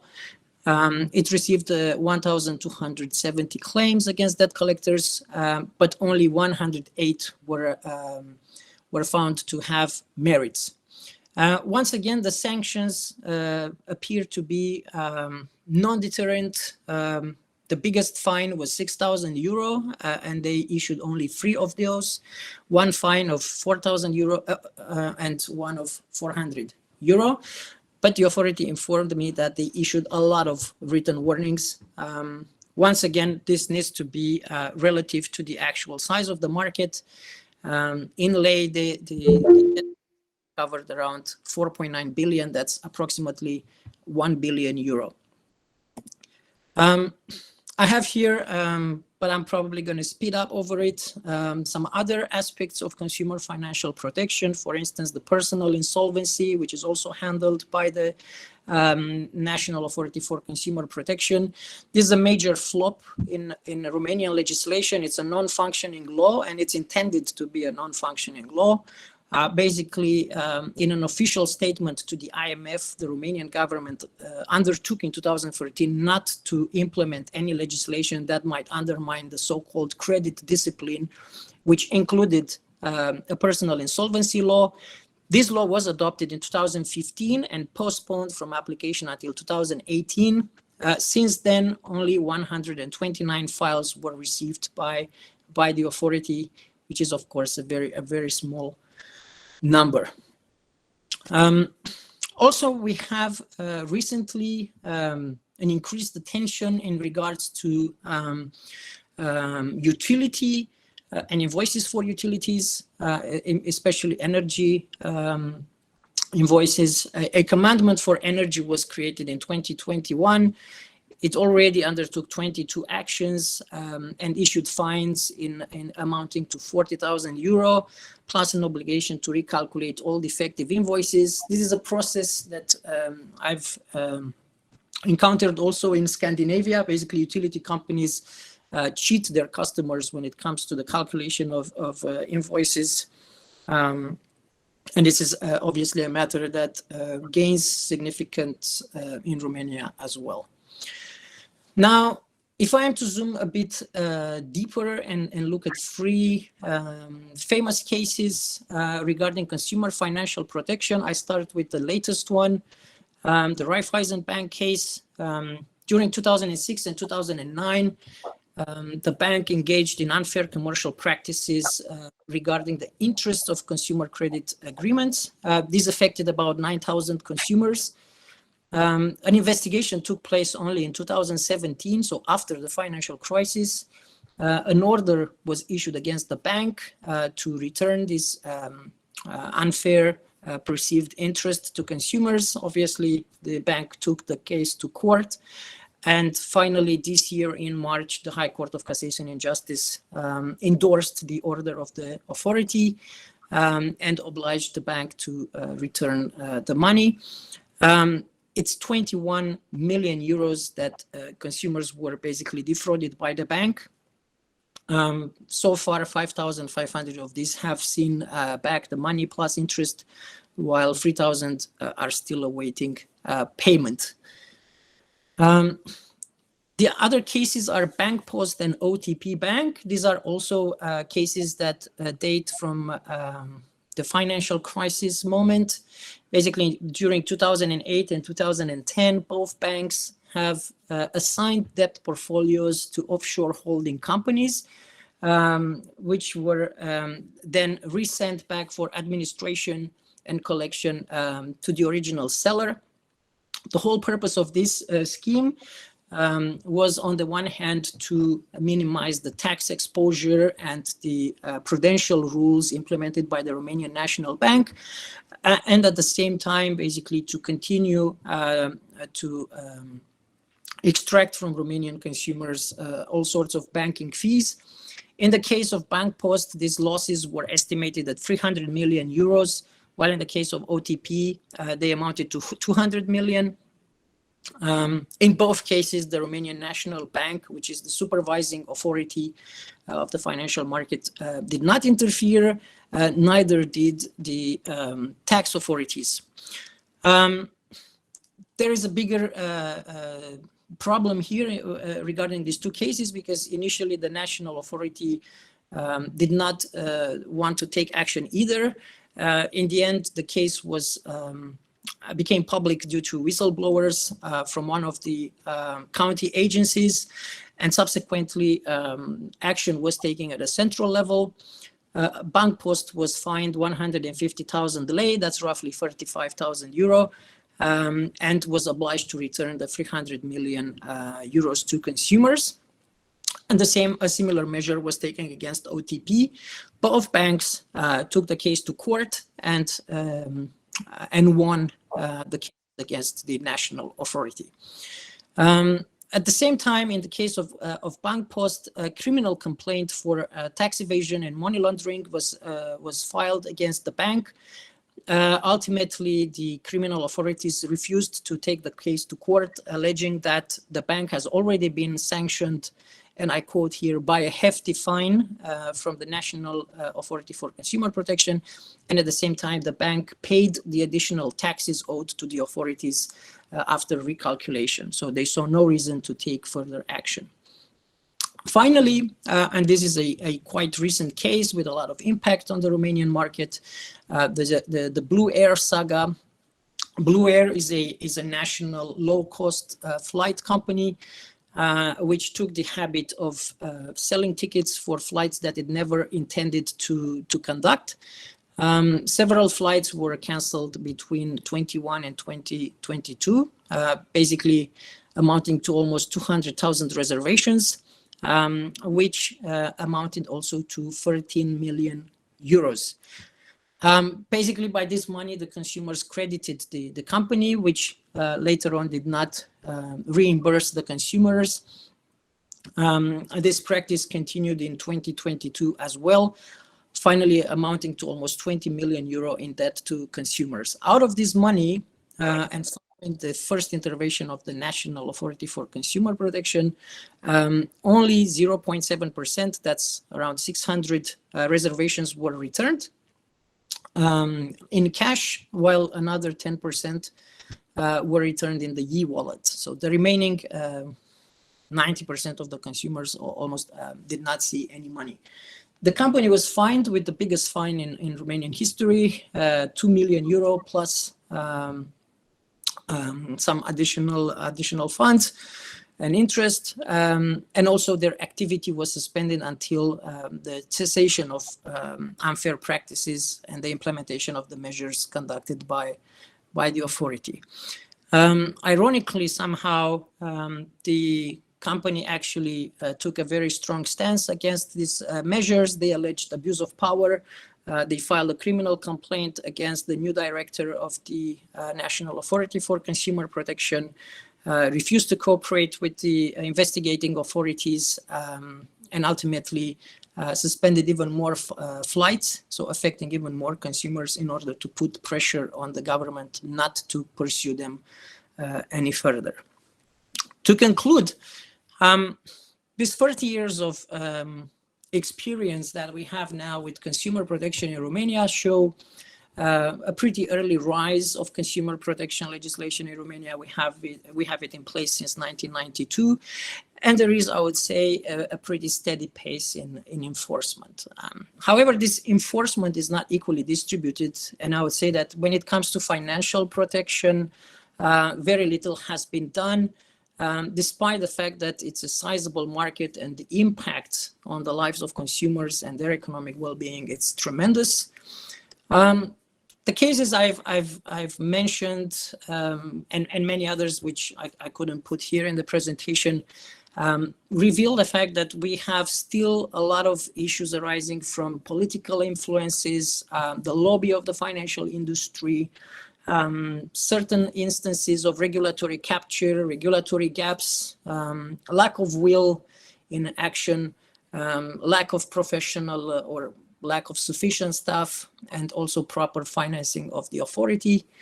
Moreover, I would say the major issues remain the long processing time of complaints. The Raiffeisen Bank case shows that it takes about 15 years to recover stolen amounts from consumers.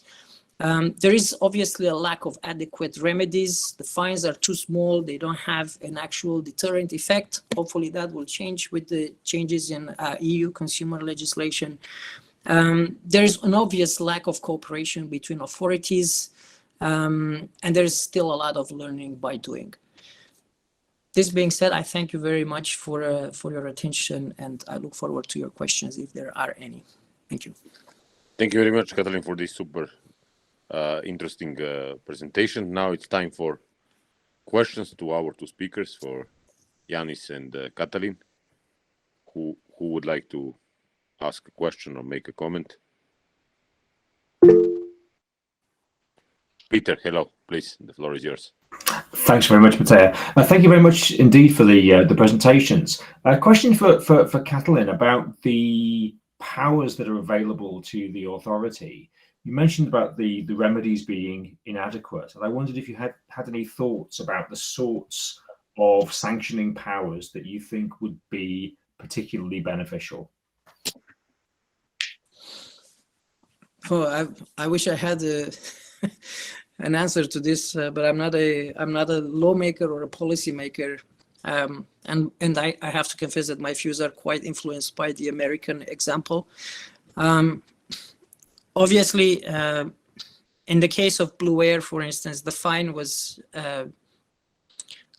adequate. The problem is the company basically has no funds, no assets. Most likely it will go into insolvency proceedings, and that means neither the state nor the consumers will actually see their money back. So here, having a deterrent fine does not actually help. What would help will be some sort of guarantee or some fund being set up for this kind of situations. When it comes to the other cases I've mentioned, the problem is that the legislation simply provides for very small fines. As I said, hopefully the changes brought by the Omnibus Directive, which pretty much introduces a system that aligns fines with the actual business figures, should cause some improvement, provided, of course, the authority has the courage to apply them and implement them. The major issue which cannot be actually solved is that all of these measures end up under judicial scrutiny, and cases drag on for years. So this aspect, I don't know how it can be solved. I hope that answers the question. Thank you, Katalin. Any other questions? Any other comments? I know it's been a long day. I know you started at 8:30 on second day, so.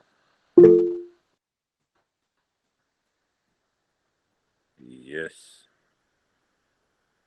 Is someone, Emilia, please, the floor is yours. Yes, thank you. Maybe just a comment, listening to, can you hear me? Yes. Okay, thank you. Listening to to Catalin and his presentation, basically it seems to me that we all have, you know, these laws, you know, in force for so many years, and the question that Peter asked, what we are struggling, at least in our countries, there seems to be, you know, sort of a comparison with Croatia and Slovenia and so on, is enforcement, again, as the title of the conference. So you said this example that you mentioned, that they were already sanctioned, yes? So I'm not sure, you know, we are introducing these new rules, and now I was teaching for 3 hours on omnibus and everything, and we have proper laws in force, harmonized, everything with directives, regulation, but still the enforcement is somehow not working in our countries. And of course, I think you have a point. There are many complex reasons behind it, and many of them of political and economical, financial nature. Actually, I will not go into details of the rule of law in our countries. And the pity is that, at least in Croatia, what we can see, these businesses or traders that are usually violating the rights of our citizens are mostly foreign-owned companies coming from some European countries where they behave differently. That's what we noticed. So I don't want to offend anybody, but... If I may add two things here, I don't think they behave differently, actually. I think if you look at the practices of Raiffeisen or Erste Bank, I'm taking these two examples, you will find similar practices in Hungary, in Croatia, in Slovenia, in Poland, in Czech Republic.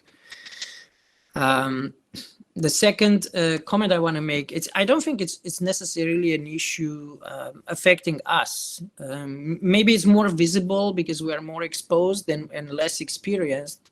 But I can give you one example. In Denmark, Danske Bank basically cheated almost 100,000 customers in debt collection cases. Yeah, so that's a Danish bank with Danish clients. Basically, the Competition and Consumer Authority was unable to conduct an investigation. So the solution they came with was that Danske Bank will pay a third-party auditor to conduct an investigation in what happened, how much money need to be restituted, because basically Danske Bank cheated its customers, stole their money, but they don't know how much they stole.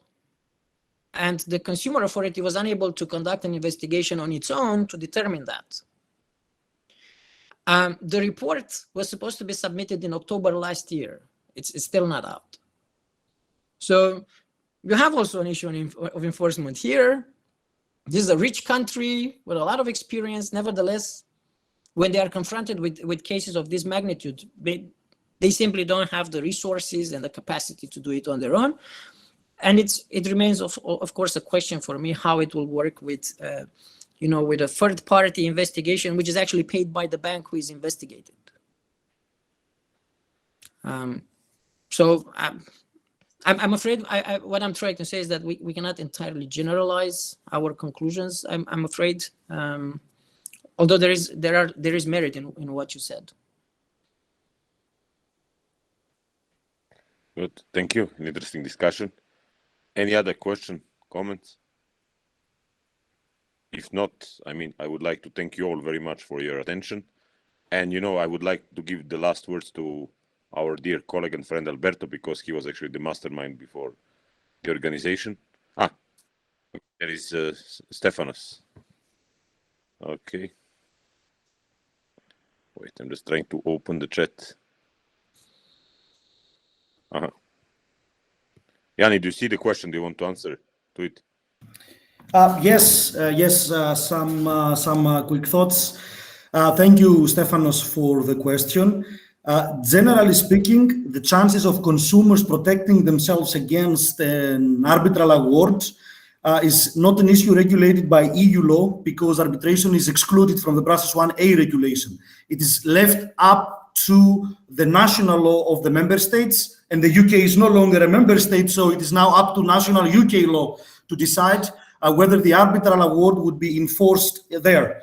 I cannot say what the UK court would do because I'm not an expert in UK law, but if that were an EU member state, I would say that maybe when EU member states receive arbitral awards against consumers, they might be able at the stage of enforcement to allow the consumer to challenge the award on the basis, of course, that the arbitration clause was null and void at first place.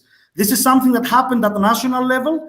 I recall here the Mostazo Claro case from Spain. This was a case where an arbitration award against the consumer was deemed not to be enforced because the arbitration clause was null and void at the first place.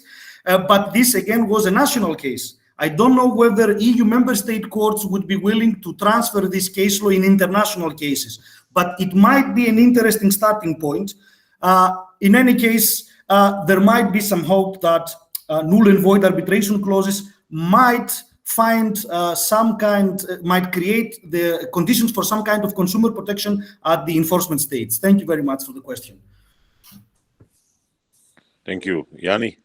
I think, Alberto, do you want to give some final words as I started saying that you were kind of mastermind behind this project and you really invested so much effort in organizing, and I think, the success of this conference is primarily due to your hard work. So please, would you like to say some final words and then we can start our weekend? Thank you so much. I will be very brief because you deserve your weekend. And there are so many masterminds behind this event. First of all, those of all my fellow editors, which are so brilliant, they stimulate me to work even more. And those of the speakers and chairs, I would like to thank everyone. I very much enjoyed all the presentation and discussions. And your thoughts and reflection are a big present for the 10 years UCML. And they give us, as editors and advisory board, even more energy and motivation for sticking to the soul of our journal. Actually, for looking with an innovative perspective on consumer law that goes beyond the traditional understanding of consumer law as consumer protection law. And indeed, we understood in these days how important it is to stick at looking at consumer protection from a market perspective, taking into account all the requirements and realities of doing business in B2B and B2C markets. Indeed, we moved from the question wish or reality, reconciling consumer needs and traders, looking at overarching issues, digital and sustainability challenges, these intertwined challenges which will lead the development in the next decades. Keeping us busy for a lot of years. And then assessing and redefining the information model, looking at unfair terms, Volkswagen case and product liability, and then the big challenge of consumer and market protection in the digital age. We did ask ourselves whether we need a new notion of vulnerable consumer in the digital world. Perhaps, but for sure, we need a better synergy between consumer and market law, consumer and competition law, antitrust. So looking at consumer law and competition law in consumer matters. Because it is, as we listened also until the very end, it's always a matter of enforcement, of effectiveness. And therefore, the title we grasp again the very core of this conference, enforcing EU consumer market law. So looking at the enforcement and looking also at the role of legal scholarship and of the UCML for strengthening this enforcement. So again, coming back to the very first word, wish or reality, reconciling consumer needs and traders' goals. And I pick the words of Bert Kersbeek in this regard.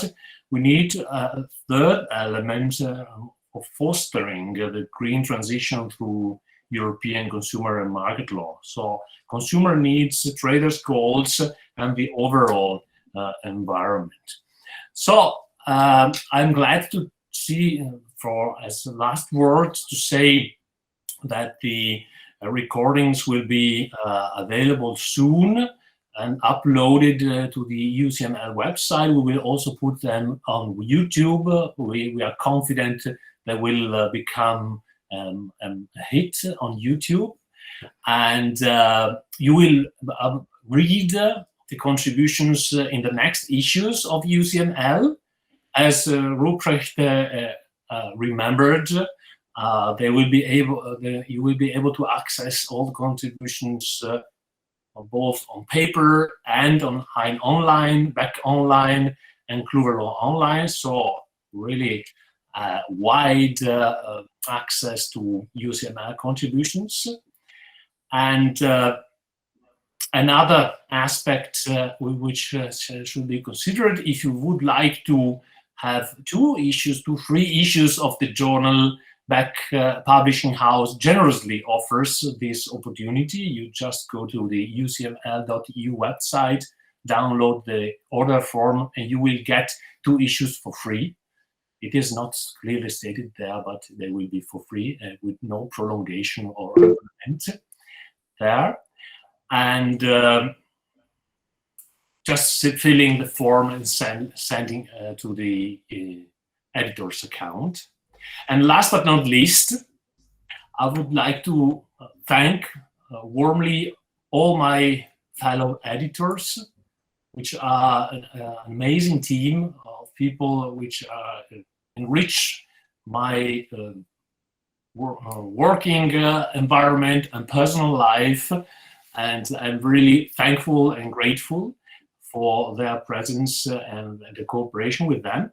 And I would also mention that as of the 1st of January, Christoph Busch, Rupert Potzum, and Sophia Rancorda will be upgraded to the advisory board, and they will stay with us, and they will, would say, coordinate also our work by giving us wise advice.